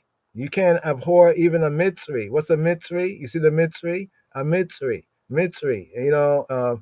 Somebody of the two lands, the double straits. You know what I mean? Or an Egyptian, right? The Kemite.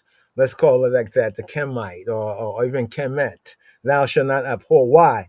Because thou was a what? We was a gear. So now some Israelites say that we're the stranger every other where. No, that's not true. Right? No, we was a gear. Context matters. We was a gear. Right? We was a stranger in his land. In his land. So see what Yahweh wants us to think about? Okay, we know Esau is up to his Esau tricks and his Esau ways, but still, let Esau hate us, but or abhor us, right? But we are not to him, right? Even though we have to fight in battle, as Obadiah says, we have to come up to the mount of Esau, right, and take the kingdom. Even though all of that, right? It's ongoing. You know what I'm saying? But it says because, right, neither, so no, it says the children. So the children, the children that are begotten of them shall enter. Ain't that something? The children of of Esau, of the Edomite, and the children of the who? Right? Of the Egyptian, the Mitzri, right? They shall enter right into the kahal, into the church, right? The kahal of Yahweh.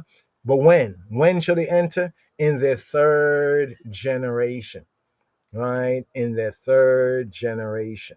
So I just wanted to just point out just right there. Of course, there's some other interesting ones previous hitherto, right? There's some previous ones, and to touch on some of the other aspects of the parapet, the parapet, you know what I'm saying, as well. Let's see, hold on for a moment right here. Yeah, let's see right here. Where do we pick up right here? Okay, the diverse garments, but I'm trying to find the parapet part, the part with the parapet, where it talks about the parapet right here, right? Let's see over here.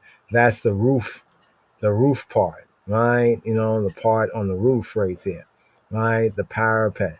Thou shalt make a parapet. Okay, what do we pick up right here? What do you pick up right here? Give me one moment. Picked up with 22 and 8. Okay, 22 and 8. Let's just go to 22 and 8. Okay, here we go. Right, here's how we built. Right. So there, interesting those structures. Looking at those structures. You know what I'm saying? Interesting those structures there. Right. Right. That's the parapet. You see that wall right along the roof right there. That wall right there. That's the parapet. And here is the precept. When thou buildest a new house, you notice the conditions, the Beit Chadash, right? A new house, right? Adis Beit, Adis Beit. Also, make sure we deal with this topic, the vibrational frequency of clothing, because when Yahweh said don't mix certain fabrics, right? Here it says, when thou buildest a new house, right? Then thou shalt make a battlement. So the word in the KJV is battlement, right? This is something that they're now doing in parts of New York and no doubt elsewhere, Brooklyn and all that. So it's a ma'akeh, ma'akeh. What's a ma'akeh? Ma'akeh, ma'akeh, ma'akeh, ma'akeh. Ma'akeh is a parapet.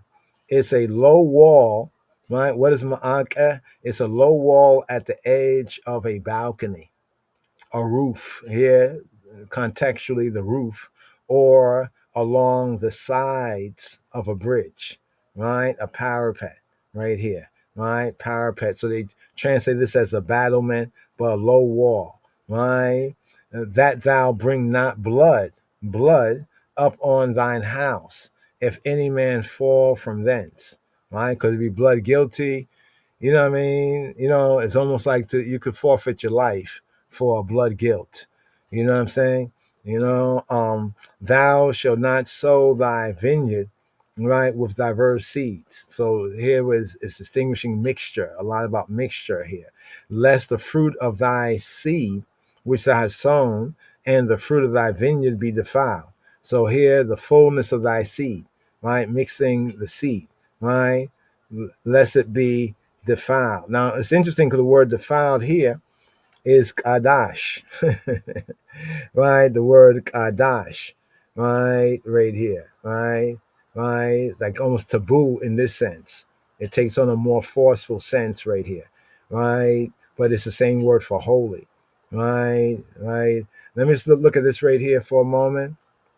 Some of the other translations. What do some of the other translations do? Let's see what they say down here. Let's see. Will be defiled. Right here it says, and the increase of thy. They actually cut it out. Okay, the fruit will be defiled. Right. Sometimes when something's holy, like basically you can't eat it. It's interesting. It's kind of like you can't eat it. Right. And then continue with the mixtures. Thou shalt not plow with an ox or an ass together. I mean, that right there talking about like proper treatment of animals. That's not right, because the ox, the bull, the ox is strong, right? The ass is strong too, but not as strong as the ox. Then it goes into this: thou shalt not wear garments of diverse sorts, right? Diverse sort. So here's our word sha'atnez. Sha'atnez is mixed stuff, fabric of mixed weave. Linsey and woolsey. You got some linen in it, linsey. You got some wool in it. It's woolsey, linsey, woolsey. Right? A kind of cloth forbidden for garments. Right? You can use it for other things, but not for cloth made by weaving linen and wool together. Sha'atnes. Right? Clothing of linen and wool carded and spun together. Right? So here saying that this should not be done. Right? Now, though it says wool and linen, it's interesting today with all the other artificial kind of things that kind of go into clothing. Now they can weave plastic. It's interesting, ain't that? Right? But what's the effect? Thou shall make the fringes upon the four quarters. So the word quarters right here is the word kanaf in the Hebrew. The quarter, right? The fringe is the wings, the four wings. So here it tells us specifically that the fringes are on the four wings of the garments, right? What are the four wings, right? And then it goes into some situations concerning men and women situations, which are very interesting, but we'll, spare you, don't hold you on that's right now, but we definitely need to pick up on it because there is a case of grape. Right? Or one or two, right? And it's very specific, right? That the one who has done this, namely the man who has done this, right, will be put to death. Because there's some rumors out there that, oh, well, you see the Torah and the Bible, it says that you can marry the grapist and all of this and all of that. But is that true? Well, let's really look into it a little bit more. But here, this is what we're going to do just for like an outro here. Looking at the time, Chan, it's already this time, brothers and sisters. Like to touch on this a little bit more, but this is the Torah reading for us right here. A couple of interesting themes, trying to share some of the main themes. Here we have Psalm 94, right? Psalm 94 once again, come again. Psalm 94, here. Plea for divine judgment, Pray for the judgment day.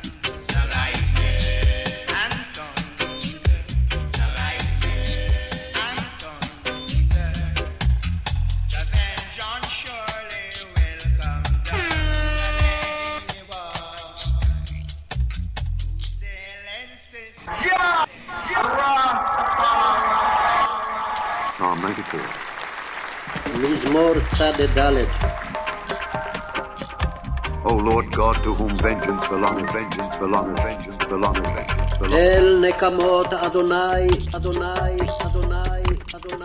O God, to whom vengeance belongeth, show thyself. אל נקמות הופיע. Lift up thyself, thou judge of the earth. הנשא שופט הארץ. Render a reward to the proud. השב גמול על גאים. Lord, how long shall the wicked, עד מתי רשעים אדוני, אדוני, אדוני, אדוני. how long shall the wicked triumph? עד מתי רשעים יעלוזו, יעלוזו, יעלוזו, יעלוזו. How long shall they utter and speak hard things? יביעו ידברו עתק, עתק, עתק, עתק. And all the workers of iniquity boast themselves. יתאמרו כל פועלי אבה, אבה, אבה, אבה.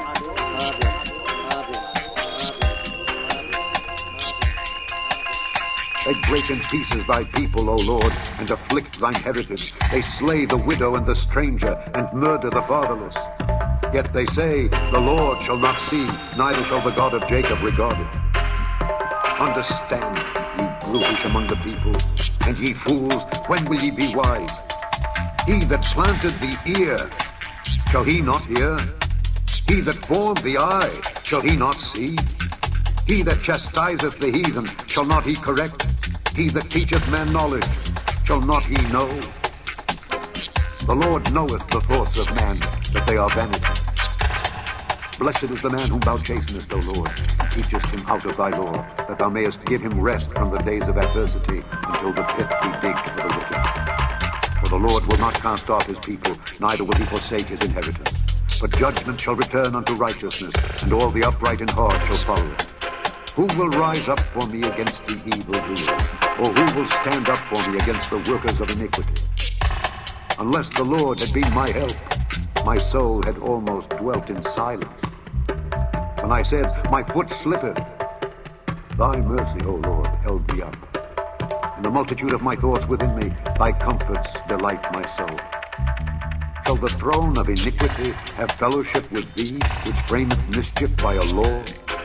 They gather themselves together against the soul of the righteous, and condemn the innocent blood. But the Lord is my defense. My God is the rock of my refuge. And he shall bring upon them their own iniquity, and shall cut them off in their own wickedness. Yea, the Lord our God shall cut them off.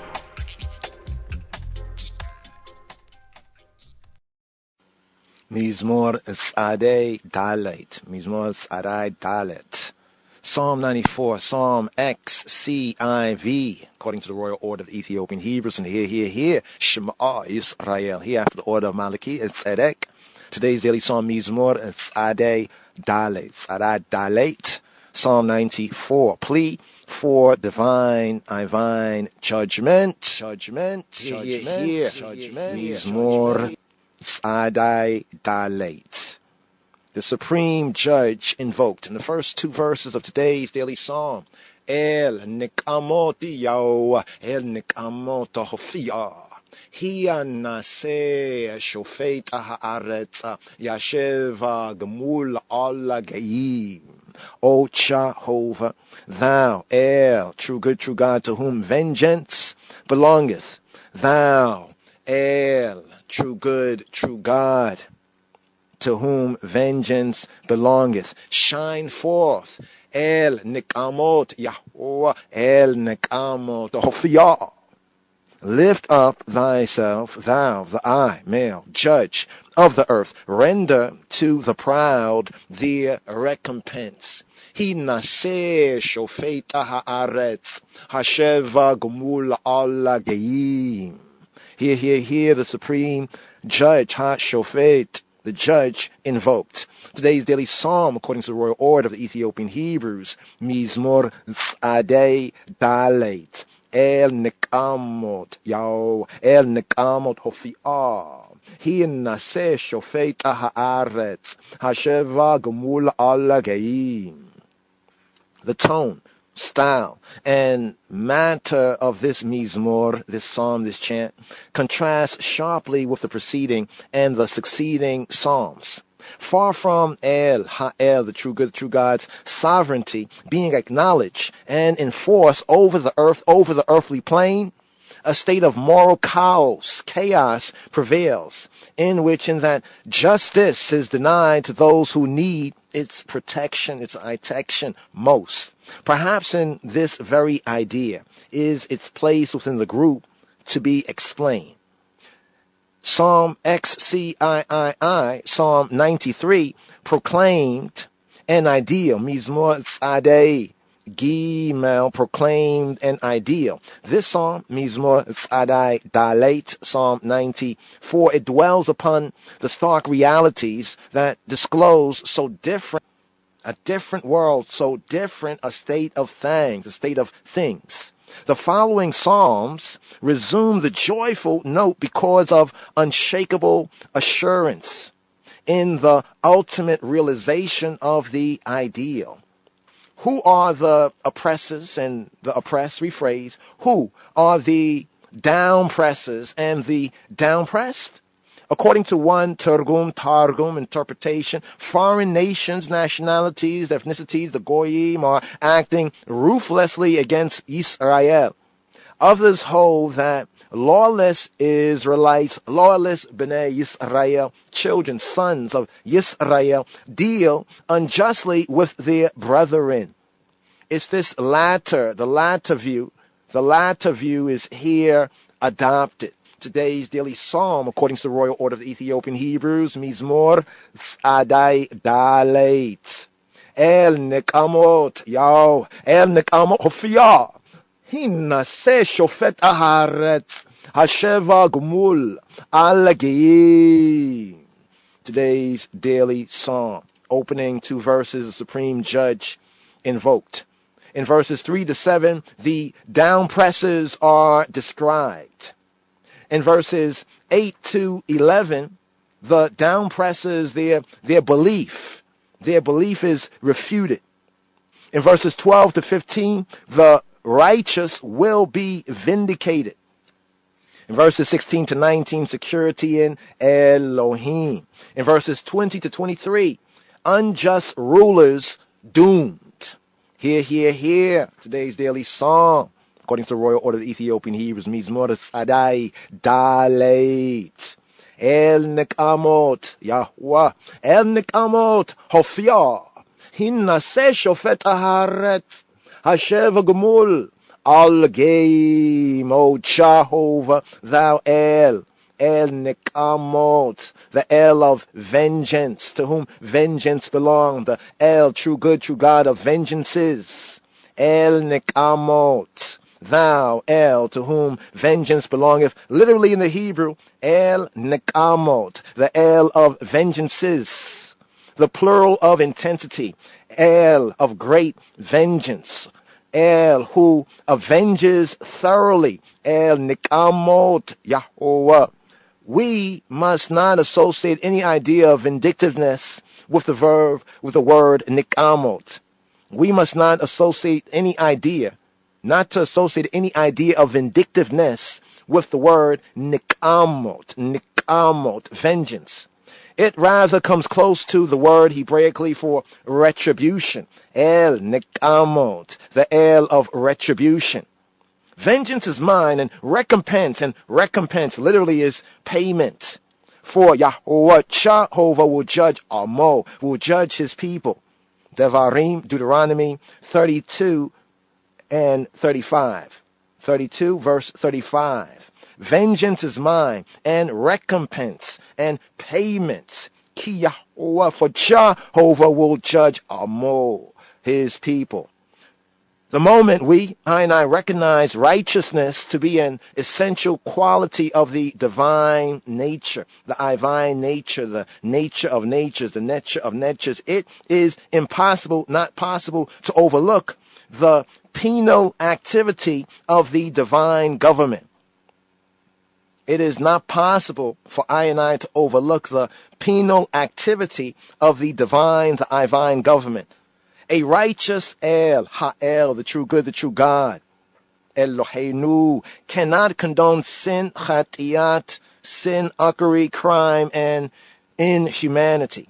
When the righteous are downpressed and the wicked, the ratchet triumph, the psalmist and I deem it not only allowable, but there and I sacred duty to pray for the destruction, for the deconstruction of insolent rulers who poisoned the fountains of justice and crushed the poor, the widow, and the orphan.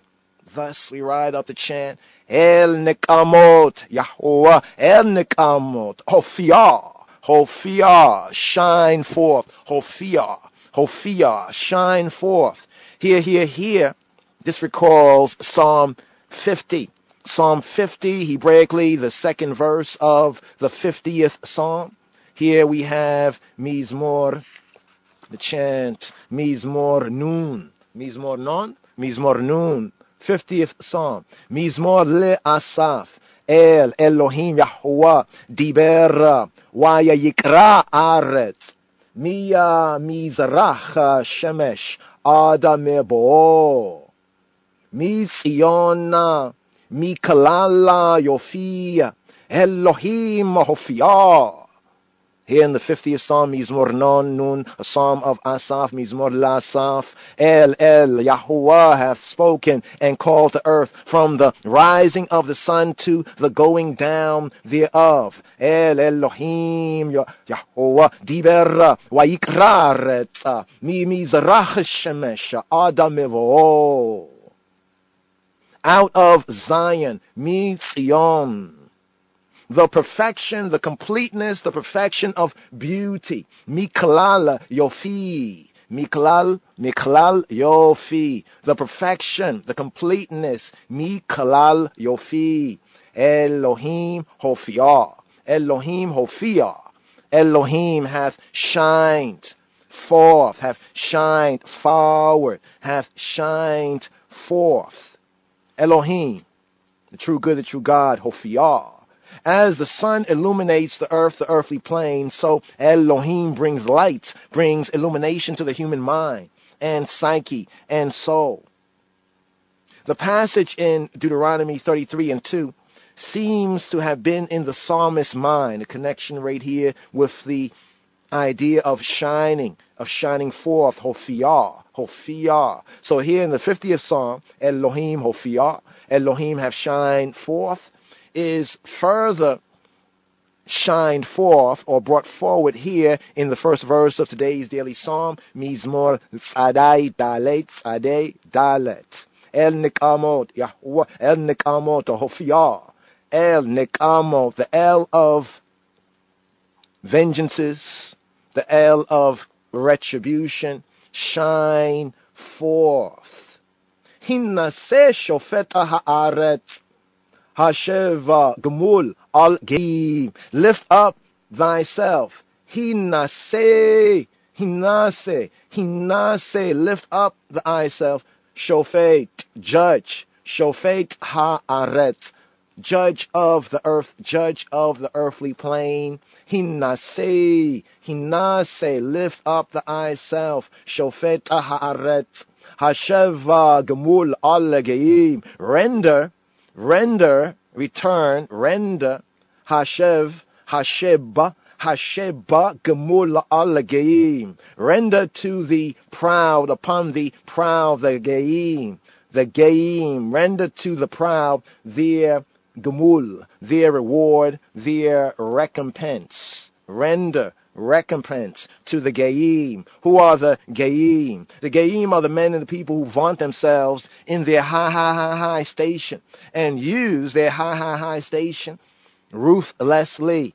Here, the groundation of today's daily psalm, a plea for divine judgment. El Nikamot, Yahuwah El Nikamot, Hophia. Hinnaseh shofet haaretz. Hasheva Gemul al Geim. Gemul al Geim. Gemul al Geim. Gemul al Geim. Gemul al Geim. Gemul al Geim. Gemul al Geim. Gemul al Geim. Gemul al Geim. Geim.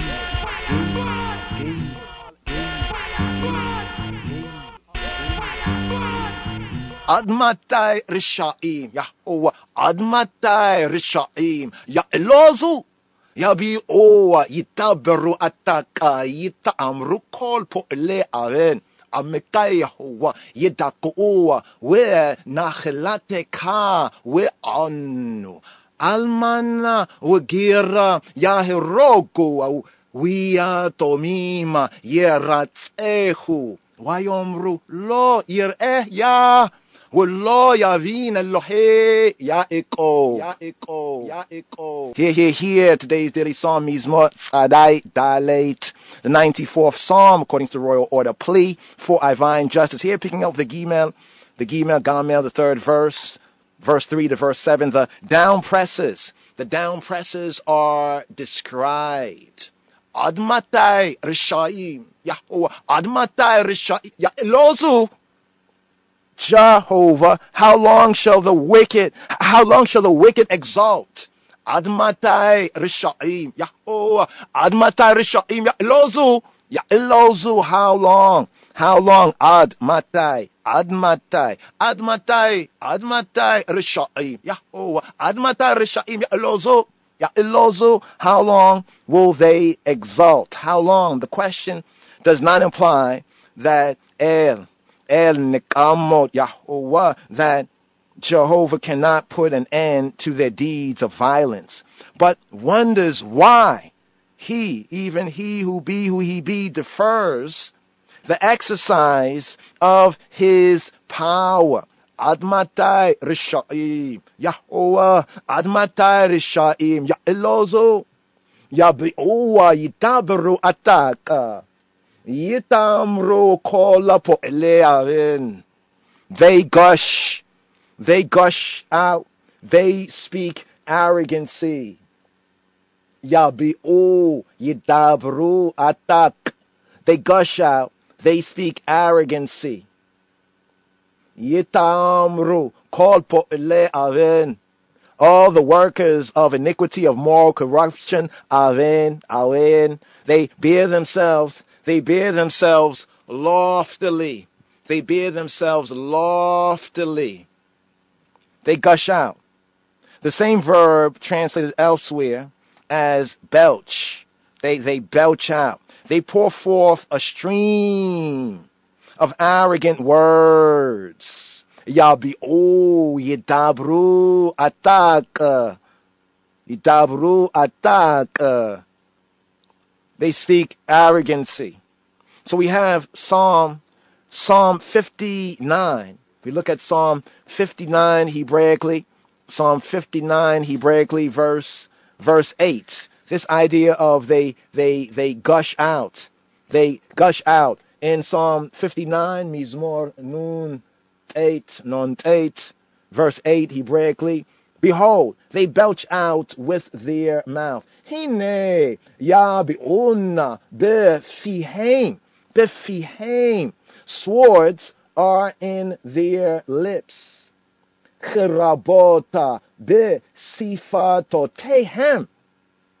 For who doth hear? Kimi shomea. This is what they say. Swords in their lips. They say Kimi shomea. For who? Kimi shomea. For who doth hear? But here. They belch with their mouth. Behold, behold, look and see, here it is. Yabi'un, befihem.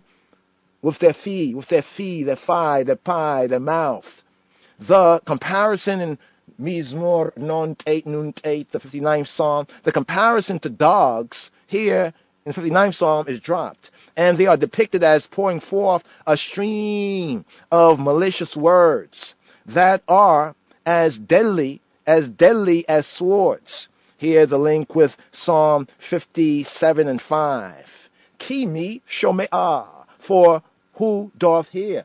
Elohim, they say they will pay no heed to the cry of the man they have marked down for destruction and interfere with their designs, or so they be naive. But here the connection of they belch out, they gush out, they pour forth, the sense of the Hebrew, yabi'u, they gushing out, they belching out, yidabru atak, them speaking atak, atak, them speaking arrogancy. Linked with Psalm 31, verse 19, Hebraically speaking arrogancy, where the verb is amplified by with pride and contempt. Now, the context of the judge in today's daily psalm is also very, very connective here. So, the judge. He nase shofet aharetz, lift up thyself. Here come the judge. He nase shofet aharetz, thou, the I, judge of the earth. And here they're speaking out. Yedabru atak, them speaking out arrogancy, connected with Psalm 31. Psalm 31, verse 19. Let the lying lips be dumb that speak arrogantly against the righteous, with pride and contempt. Te alamna sifte shaker, the lips sifte shaker, the lie, the lips of lies. Let them be dumb. Te lamna, let them be dumb, unable to speak their sifte shaker, their lying lips that speak arrogantly. Ha dobrot ta'alas adik atak, that speak arrogantly against the righteous. Ha dovrot alas adik atak, with here amplified with pride, begaiva, vavuuz, some would enunciate it vavuuz, but in Afro-Semitic pointed Hebrew, begaiwa, wabuz, wabuz, with pride, gawa, and booze and contempt, and booze, with pride and contempt, bear themselves, as it says, all the workers of iniquity, bear themselves loftily. Yitamru, call po elei awen. Now, here, the translators, many of the translators have translated this as bear themselves loftily. Play at loud talk. This is the Hebraicism of it, the sense of yitamru, right? Talking and, playing, call all po elei awen. All the po'elei, the workers, the doers, call all po'elei avein, all the workers of iniquity, of moral corruption, yitamru. They play at loud talk, they chatty-patty, they play at loud talk. Amikai Yehovah, ye daku, we nachilateka, ye anu. They crush thy people. Amikah, Yehovah, oh, Jehovah, Yedaku. They crush. Yedaku. Amikah, the I people. Amikah Yehovah, Yedaku, the minority. By their downpressive government, keep the whole call Yisrael in subjection. And afflict thy heritage with nachilateka. Nachilat, thy inheritance with nachilateka. Ye anu. They afflict the heritage, in a sense they impoverish the heritage. Almana with gira. Yahirogu, they slay. They slay Almana, the widow. Almana with gir, the gir, and the stranger, the gir. They slay the widow and the stranger. We tomim, yeratzechu, and murder, and murder the tomim. We tomim, yeratzechu. So note here we have the word for slay in the plural sense, Yahirogu, to slay, and also Yeratzechu, to murder. They slay, they murder. Widows and orphans are always mentioned as those who particularly suffer when the ruling class is corrupt. Here, the stranger, the stranger is included among the victims, in violation of the mitzvah of the commandment that ordains for I fear treatment for him according to second book of Moshe, the Hebrew book called Exodus 22 and 20. Yomru lo yir'eh ya v'lo yavin Elohei Yaakov. And they say, Wayomru, and they say, Lo yir'eh ya, Jah will not see. Lo yir'eh ya, lo yir'eh ya. They say that Jah will not see. So here Hebraically we have ya, lo, no, yir'eh, to see, he will see, ya, no, he will see, ya. Bringing out in the Hebrew Targum, they say that Jah will not see. V'lo yavin Elohei Yaakov. V'lo yavin Elohei Yaakov. Neither will the Elohim of Jacob, Elohei Yaakov, give heed or understand, the sense of Yabin from Bana. He would not comprehend, not understand. V'lo yavin Elohei Yaakov. The Hebrew Jah found here. In their pride, these evil and ratchet men presume and assume to believe that Ha'el, Elohim, the true good, the true God, who rescued the suffering Bnei Yisrael, the Israelite sons, children of Israel, from the tyrant Pharaoh, will overlook their tyrannous, their despicable, tyrannous acts. He will not see. Here, with Psalm 10:11, in Psalm 10, verse 11, this same sense, right? Comparing Psalms of Psalms. In Psalm 10, verse 11, we have, he hath said in his heart, Elohim, El hath forgotten. He hideth his face, he will never see. This is what they say. Here in Mizmor Yod, Psalm 10, which is themed the prayer of the down press.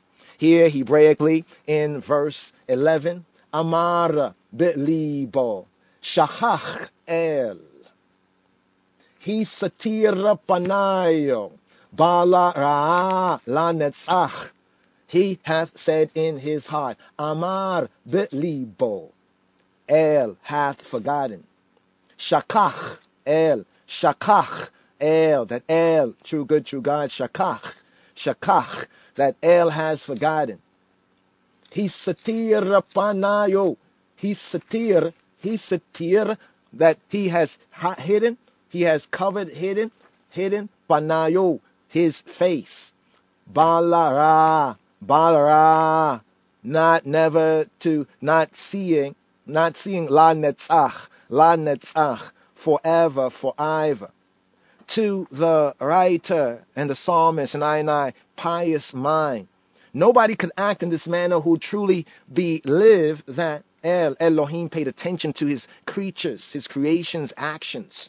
And so he ends his description of the wicked, of the ratchet, with the same psychological soul, logos, talk, analysis as at the beginning.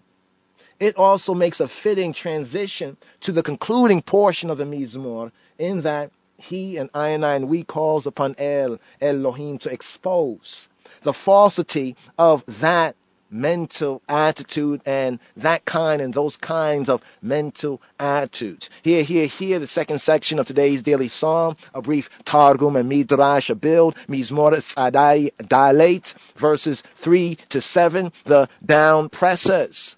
The down pressers are described. Here, verses 3 to 7. Ad matai risha'im Yahuwah, ad matai risha'im Ya'ilozu. Yabi'uwa yidabru ataka, yitamru kola po'le'arin. Amika Yahuwah yidaku'u, we nachilateka ye'anu. Almana v'gera yahirogu, v'yetomima yeratzechu, v'yomru lo yireh ya, Wallo Yavin Elohe Ya Eko Ya Eko Ya Eko Ya Eko Ya Eko Ya Eko Ya Eko Ya Eko Ya Eko Ya Eko Ya Eko Ya Eko Ya Eko. Yes. That verse 7 right there, verse 7, where it says that, wow, it says that they say what? They say that Yah will not see. Right? Yah will not see it. Actually, it's in two places. I pointed out verse 12. The next verse we're about to go to verse 12. But it's actually in two places where Yah is found. Let's just show it to you like this from the KJV comparison right here. Let's bring out this verse 7 right here. This is the verse right here that we just read. We ended off with Wayomru. Wayomru. Wa and Yomru. They say Wayomru lo yere ya. Yere ya. Yere, not seeing, not he seeing that Yah. So you see where it says Lord here? This is actually not Yahweh, but it's Yah. So we say like the Jah. They could have said that. And they say that Jah will not see, as they did with Psalm 68, verse 4. But here they say Lord, and it becomes dubious because it's not Yahweh, but it's Yah. Right? So they say, Wayomru lo yere Yah, lo yabin, Elohe Yaakov, lo yabin, lo and not, lo yabin. So when I say regard, KJV has guard as being here, right? Being, right? To discern, to understand. It's interesting in the Hebrew we have being, right? To understand, to discern, to consider being, right? And then we have bain, right? Bain, which means like between. So the idea of understanding is related to the word for between, like between this and that, between two things that are similar but not the same. Somebody who can kind of understand that difference there has a good sense of understanding. So here we have being. So they're saying that Yah will not see. Two things they're saying right here. This shows us how ratchet. Why they presume that Yah, lo yere Yah, lo yere la Yah, that Yah will not see, and that lo Yabin, right? That not comprehending, understanding Elohe Yaakov, that the Elohim of Jacob cannot or will not understand. Now, here we're going to scroll over these verses here. Understand ye brutish among the people, fools, when will you be wise? He that planteth the ear, interesting, planting the ear, yeah. He that planteth the ear, shall he not hear? Right? He that formed the eye, shall he not see? So implying that since Yahweh created the ear and the eye, right, that because you have an ear and an eye, he created it. How could you think that he cannot see? Right? He can hear through your ear and see through your eye if he chooses to. He that chasteneth or disciplines the heathen, the goyim, the other nations, right? The League of Nations, United Nations, shall not he correct? Shall he not correct? He that teacheth man knowledge. So man even has the ability to have da'at, knowledge from Yahweh. Yahweh knoweth the thoughts of man. Of who? Of Adam, right? Of Adam, of humanity, mankind, right? That they are what? That they are Habel. Interesting, this word is like for vapor, breath. Like we have Abel, remember Habel, Abel, but the word also is for like a vapor, breath, bringing out the sense of vanity, because a vapor, breath is not really sustainable. You know, like a breath is just here 1 second, gone the next. Yeah. So Habel, right? They are vanity. His thoughts are like his breath. Here 1 moment, gone the next. Now this here brings us here to the Ashrei. Here says bless, but it's more the Ashrei, happiness, right here, just to seal up, right here, brothers and sisters and brothers, right here. I know this is for the evening song, right? Well, we'll cross that bridge when we come to it, but right here, happy is the strong man. Happy is Hageber. Check it. Happy is the man. Ashrei hagever. Asher te yasareinu ya o mia torateka te lamdeinu. Happy is the man. The man. Here actually is happy is the Geber. Ashrei HaGeber. Ashrei HaGeber. Right? Afro-Shemitic pointing, modern Hebrew. Ashrei HaGeber. Ashrei HaGeber. Asher Tiyasarenu Yah. So at verse 7, we have Yah, right? Or Jah hidden there, right? And at verse 12 right here. So happy, the happiness, Ashrei, the happiness of the Geber, of the strong The man. man. Happy is the man. Ashrei hagever. Asher te yasareinu ya. Ya. O mia torateka. Te lamdeinu. Happy is the man. Ashrei hagever. Hagever. Happy is the Geber, Hageber. Ashrei hagever. Asher te yasareinu ya. Whom thou instructest, O Jah, Asher te Yasarenu, Yah, and teachest out of thy law, O mi Torateka, and O mi from Torateka, from the I, male law, male direction, instruction, O mi Torateka, te lamdeinu. And teaches. Tilamadenu. Here we have Talmud. The sense of Talmud. Tilamadenu. Talmudim. Talmid. Disciple. Talmudim. Tilamadenu. Mi Torateka. Tilamadenu. And teaches out of thy Torah. Torateka. Mi Torateka. Happy is the man. Ashrei Hageber. HaGeber, the Geber, the mighty man, the vigorous man, the man about that walk. Here we have in today's daily psalm, and here we are with Psalm 94. But this also is important because this psalm also is the psalm for the fourth day of the Shabuah. We have the psalm for the fourth day of the Shabuah. We have Psalm 94, what's known as the Wednesday Psalm, the Wednesday evening Psalm, the Psalm for the middle of the Shabuah, the middle of the seven, the middle of what's called the quote week, the middle of the strong, the fourth day Psalm, both according to the royal order of the Ethiopian Hebrews and also Judaically. Psalm 94 is the evening Psalm for the fourth day called Wednesday. All right, so this is an important psalm right here, this meditation, this meditation. Zooming in right here, zooming in on verse 12. Ashrei, beatitude, the beatitude. In the New Covenant sense, Adonai Yeshua speaks on the beatitude. Blessed is. The blessed sense is not the Baruch sense, but the Ashrei, happy. KJV and other translations sometimes brings out this word as blessed, like in the first psalm, Ashrei ha'ish. Beatitude, the man, the ish. Beatitude, the beautiful attitude of the ish. Ashrei ha-gever. Ashrei ha-geber. Happy is the geber. With this verse, we here compare and contrast Psalm 119, verse 71. In the Hebrew Bible, sometimes the numbering is one or so verse over. But the verse in Psalm 119, verse 71, around there about, it is good for me, for I, that I have been afflicted in order that I might learn thy statutes. It is good, it is good, it is good, it is good, it is good. Who says that? The righteous say that. The unrighteous, the ratchet can't say that. Oh, I was afflicted. I'm a good person. No. The righteous say, happy. Here we have this. It is good for me that I had been afflicted. Afash. That's verse 70. Here, verse 71. Tov li. Good for me. Tov li, ki. Oneti. Ki oneti.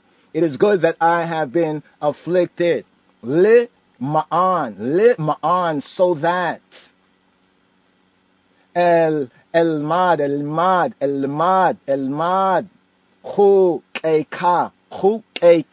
Chukeka, in order that I might learn thy hukeka, thy statutes. This verse here in Psalm 119, as compared with Psalm 94, verse 12, the Ashrei, the verse that reads Ashrei Hageber. Happy is the man. It compares with verse 67 in Psalm 119. Before I was afflicted, I did err. I did err. Before I was afflicted, taram, aine, ani, shogeg, ani shogeg, I shaga. Ani shogeg, I did err. Swerve from the chorus, I did err. We'ata, but now, we'ata. Imrateka, the I word. The I is imrateka. Shamarti. I shomer. I hedge about. I observe. I hedge about. I keep. The I imrateka. Wa'ata, imrateka. Shamarti. This connects right here. We're in the 8th portion of Psalm 119. But zooming in right here and connecting it with here, Psalm 94, verse 12. Happy is the man. This is why we have said, and we say it again. It might offend you. The truth may be an offense, but it's not a uckery. It's not a sin. That it's good. It's good. What happened to the lost sheep, or what happened to I and I people of 400 years? That was good. You see, in the previous Torah portion, the Chukotai Torah portion, the 33rd degree, before we cross over here with the 4th book of Moshe at the 34th degree, it says, and if they shall confess, Vidui, from Yadaha. Yadaha, the same word we have Toda, Tawada, to give thanks, stretch forth their hands to confess, to give thanks, right? In other words, for Yashar El, for Yisrael, if you notice the Psalms, it speaks about the good, the bad, the ugly. Right? And in the spite of the good, the bad, and the ugly, we are giving praises. We are openly declaring. Many people pick up the Bible and say, oh, look what the Israelites did. Oh, look what David did. Oh, look what this one did. What did you do? What did your people do? Do you ever admit in your sacred or writings, do you admit it? Or do you bury your hide? Right? He will hide his uckery, shall not prosper. So it's good. It was good for I, for God's true people. Because this section here in Psalm 94, in Mizmor Tzadai Dalate, verses 12 to 15, speaks on the tzadikim, the righteous, being vindicated, will be vindicated. Happy is the man whom thou instructest, O Jah. Here we have Jah in the Hebrew. Asher teyasarenu Yah, and teaches Telamdainu, Talmud, Talmid, disciple, who you disciple, umitorateka, that thou mayest give him rest from the days of Ra'ah, from days of evil, until the pit be digged, la Rasha, for the Rasha. For Jehovah will not cast off his people. Counterfeit Christianity would like you to make you believe that Jah has cast off his people, but the word clearly, and the reality clearly is that Jehovah will not cast off Amo. Neither will he forsake his inheritance. Will he forsake his inheritance. For right shall return to justice. What the lost sheep will say, no justice, no peace. But the right, what's the right? The right must return to justice. Ki adas edeka, yashuva mishpata. And all the upright, and all who? And all the upright in heart to call, shall follow it. We acherayo, kol yishrei lev. Call all yishrei, all the yasha yishrei, upright, call yishrei lev. The upright in heart shall follow. Here's someone say, I don't follow nobody, I don't follow, I'm not a follower, I'm not hater, I'm not, yeah, okay, whatever. But for the righteous, the sufferings that the human being is called upon to endure may be accepted by him as, maybe, choice. It's all about choice, the choice factor. May be accepted by him as Elohim, Hakadosh Baruch Hu, the Holy One. Blessed be he. His method of disciplining, discipleshiping, disciplining, and instructing him in an understanding and understanding, so you can come to an overstanding of divine, the divine providence, seeing beforehand, the provision, provida. If, keyword. That was a key word in the third book. If a man seeks to sacrifice, if a man, this is how he should do it. If he accepts the experience in that spirit, in that irit, with that heartically, then truly he is Ashrei HaGeber. Torateka, the Torah, used in a Hebraic sense, the Hebrew sense is a general sense of Elohim's self-revelation. The Torah is HaKadosh Baruch Hu, the Holy One, blessed be He, His self-revelation, His revelation of Himself to man, to humanity, that thou, the I, may give him rest from the days of evil. Lit hashakita lo, me may ra'a, from the days of rara, until the pit be digged for the ratchet. Ada yikare, la rasha, shachat, until the shachat, the shite, the shachat, until the pit, the shachat, be digged. Yikare, ada yikare la rasha, shachat, until the shachat be digged for the rasha. For Jehovah will not cast off his people. Give him rest. What does it mean to give him rest? Le hashkita lo. This does not mean to make him physically secure, physically secure, but mentally reassured, psycho-spiritually reassured and fortified. A good parallel here for the use of the verb. Lehashkit lo, lehashkit. The good parallel here is from Yeshaya, Isaiah 7:4. Be quiet, fear not, neither let thy heart be faint. Be quiet. You know, like when one says, I can't complain. Well, won't complain, right?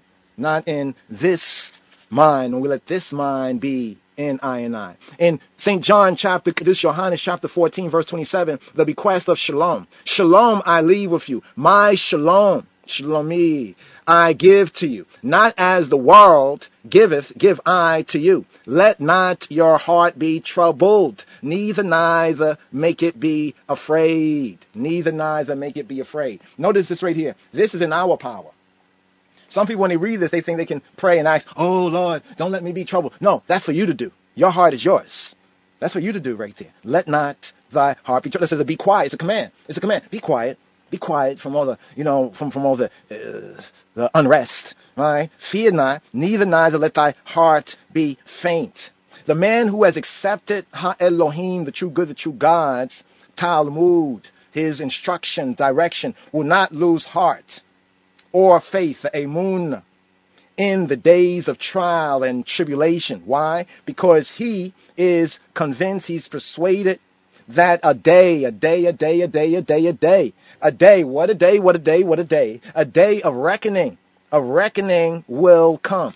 Now let's recall the opening verse of the 94th Psalm, Adai Dalet. El Nikamot, Yahweh, El Nikamot, Hophiyah.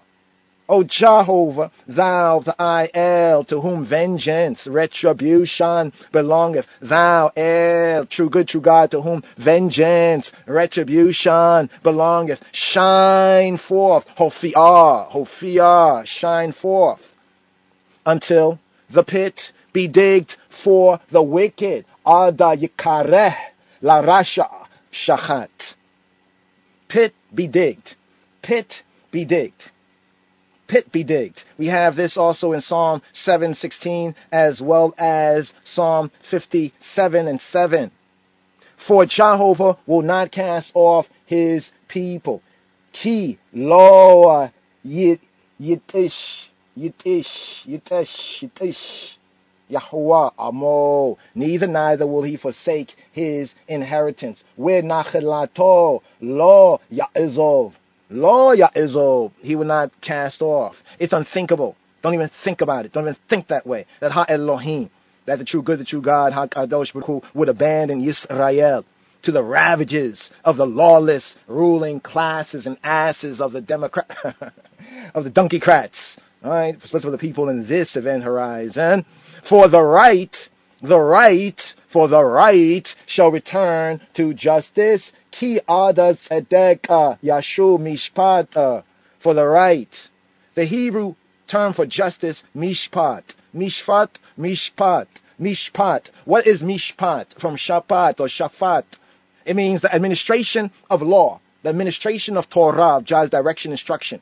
It will again be governed by equity. It will again be governed by tzedek, for righteousness. Ki ada tzedek yashuv will return, mishpat will return to justice. And then we will have true shalom, justice and peace in Torah. Faith with works is living in the liberty of His divine majesty. HaKadosh Baruch Hashem. Ashrei Hagever. Asher te yasareinu ya. Umi Torateka. Yes,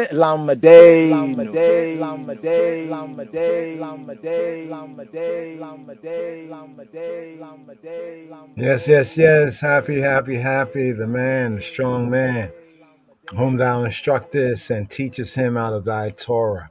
Hopefully ones have been taught by the Spirit, the truth right here, and we continue to pray for a day. Pray for that day will come here on the outro. I would just say give thanks. I don't know reggae.fr. Yes, there's something go for the blessing, for the defending of the reggae music since 25 years. I don't know. Reggae 24/7, the best music, enough respect, Sasha, and the whole crew. The king of the king of fire. Reggae.fr. Hold them up. Society. Equal rights and justice for all. Rise and never fall. Ooh. So what they gonna do? Well, not for them not true. Them this reggae FR and get slew, yeah. Who do you think you are? We're living in a small world. As wicked as you think you are, we're living in a small world. But as you think you are, we're living in a small world. Tough as you think you are, we're living in a reggae that far. Hey! That day will come when I shall stand and see all those wicked men in the fire getting burned. That day will come when they will try to escape, when there will be nowhere to run. That day will come when I shall see them hanging over bombs and bayonets and bullets and guns. That day will come when Emperor Selassie shall rise the whole of the reggae FR youth them from the slum, yeah. And that day I will love to see their face for all those who related to the human race and try to take things out of place, run away to space, through them in a ace, wow. If you want a judgment, you want go get a taste. When them find out say that them can't escape, sadness they say and the people them chase. Smile on my face, that day will come when I shall stand and see all those wicked men in the fire getting burned. That day will come when they will try to escape, when there will be nowhere to run. That day will come when I shall see they hanging over bombs and bayonets and bullets and guns. That day will come when Emperor Selassie shall rise the whole of the reggae FR you them from the slum. Can't escape today, can't escape tomorrow. Make sure you pay back anytime you borrow. Make sure you don't left no life in a sorrow. Make sure you don't lean and straight like arrow. Make sure your brains don't push out in a barrow. Make sure you don't make them walk out and borrow. Yeah, make sure your meditation and narrow. Reggae.fr. Alright then, take it up. I will remain the same. Healing Rastafari name. And watch them going up in flames. For all those innocent going down the drain. You have to pay for these shackles and chains, and pay for these washing of the brain, and pay for these guns and cocaine, the sick and the lame. Oh, that day will come when I stand and see all those wicked men in the fire getting burned. That day will come when they will try to escape, and there will be nowhere to run. That day will come when I shall see they handing over bombs and bayonet and bullets and gun. That day will come when Emperor Selassie shall raise the whole of the reggae. They fight them from the slum. Keep it burning.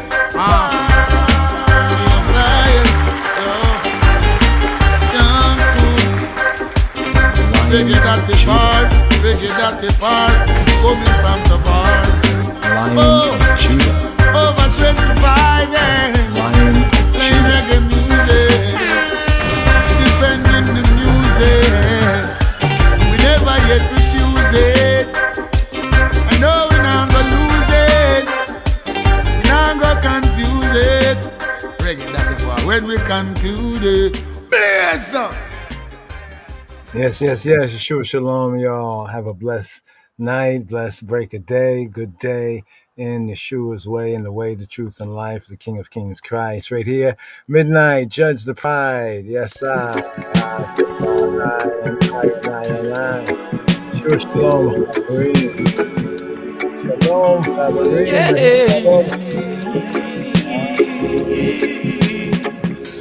Every city, state, county, every intellectual institution is only a set of interactions.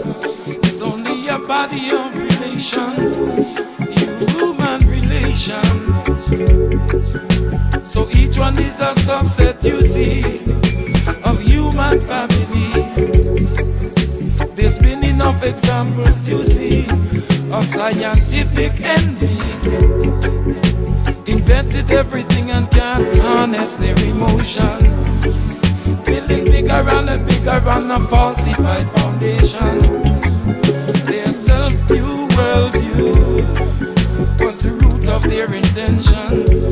Snobbish, elitist aspirations. Dismiss creations, hard evidences. I'm watching them 360 to the Ethiopians. It's a fine and comedic conscience, trying to avoid embarrassment. No. The deep space eye that's looking, the deep water eye that's looking, and the Hubble bring back pictures, it's the same thing. From the atom of a carbon to hurricane, and the spiral in the knowledge of the surfing look like cell replications of the person, and the knowledge that remains still elusive. I Selassie, I originally came with the tetrahedral that they tripped up the scene with. That's the high priest of the molecule work with. Rush into the singularity to rupture the time with. The monumental megalithic mind they openly covet. Any one human mind is more complex than anything you build. Still among the insects. Still among the insects. As the abstract thought has chemical representation and tangible MRI. So it's real, then your word coded to crystallize. Then they're sitting in the critical ruling place of pride. And ethics and moral was long ago put aside to reserve space for discovery and patents and copyright. So there's a rich history of animals using disguise, of the prey and of the predators alike. Must seem to them to be alike, studying everything that needs not sunlight. Everything that needs not sunlight, yes. You judge the pride.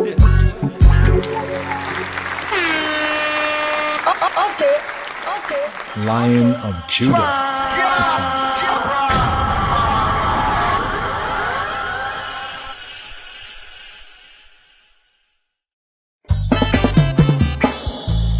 Lion of Judah shall break every chain.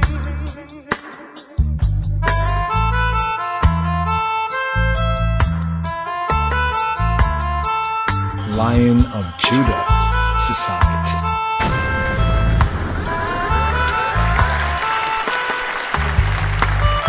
Okay.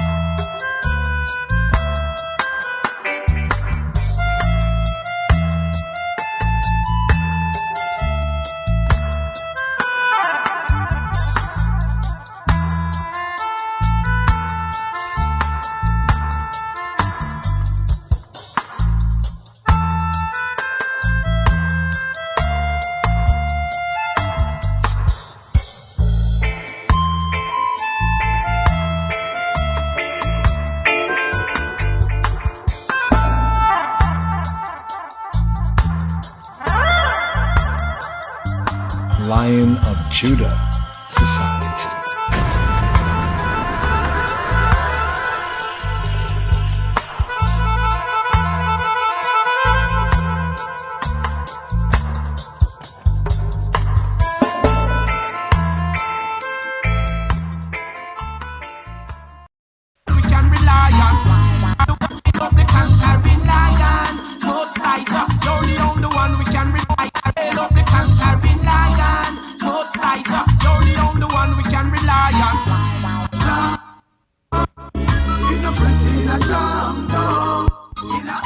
Lion of Judah Society.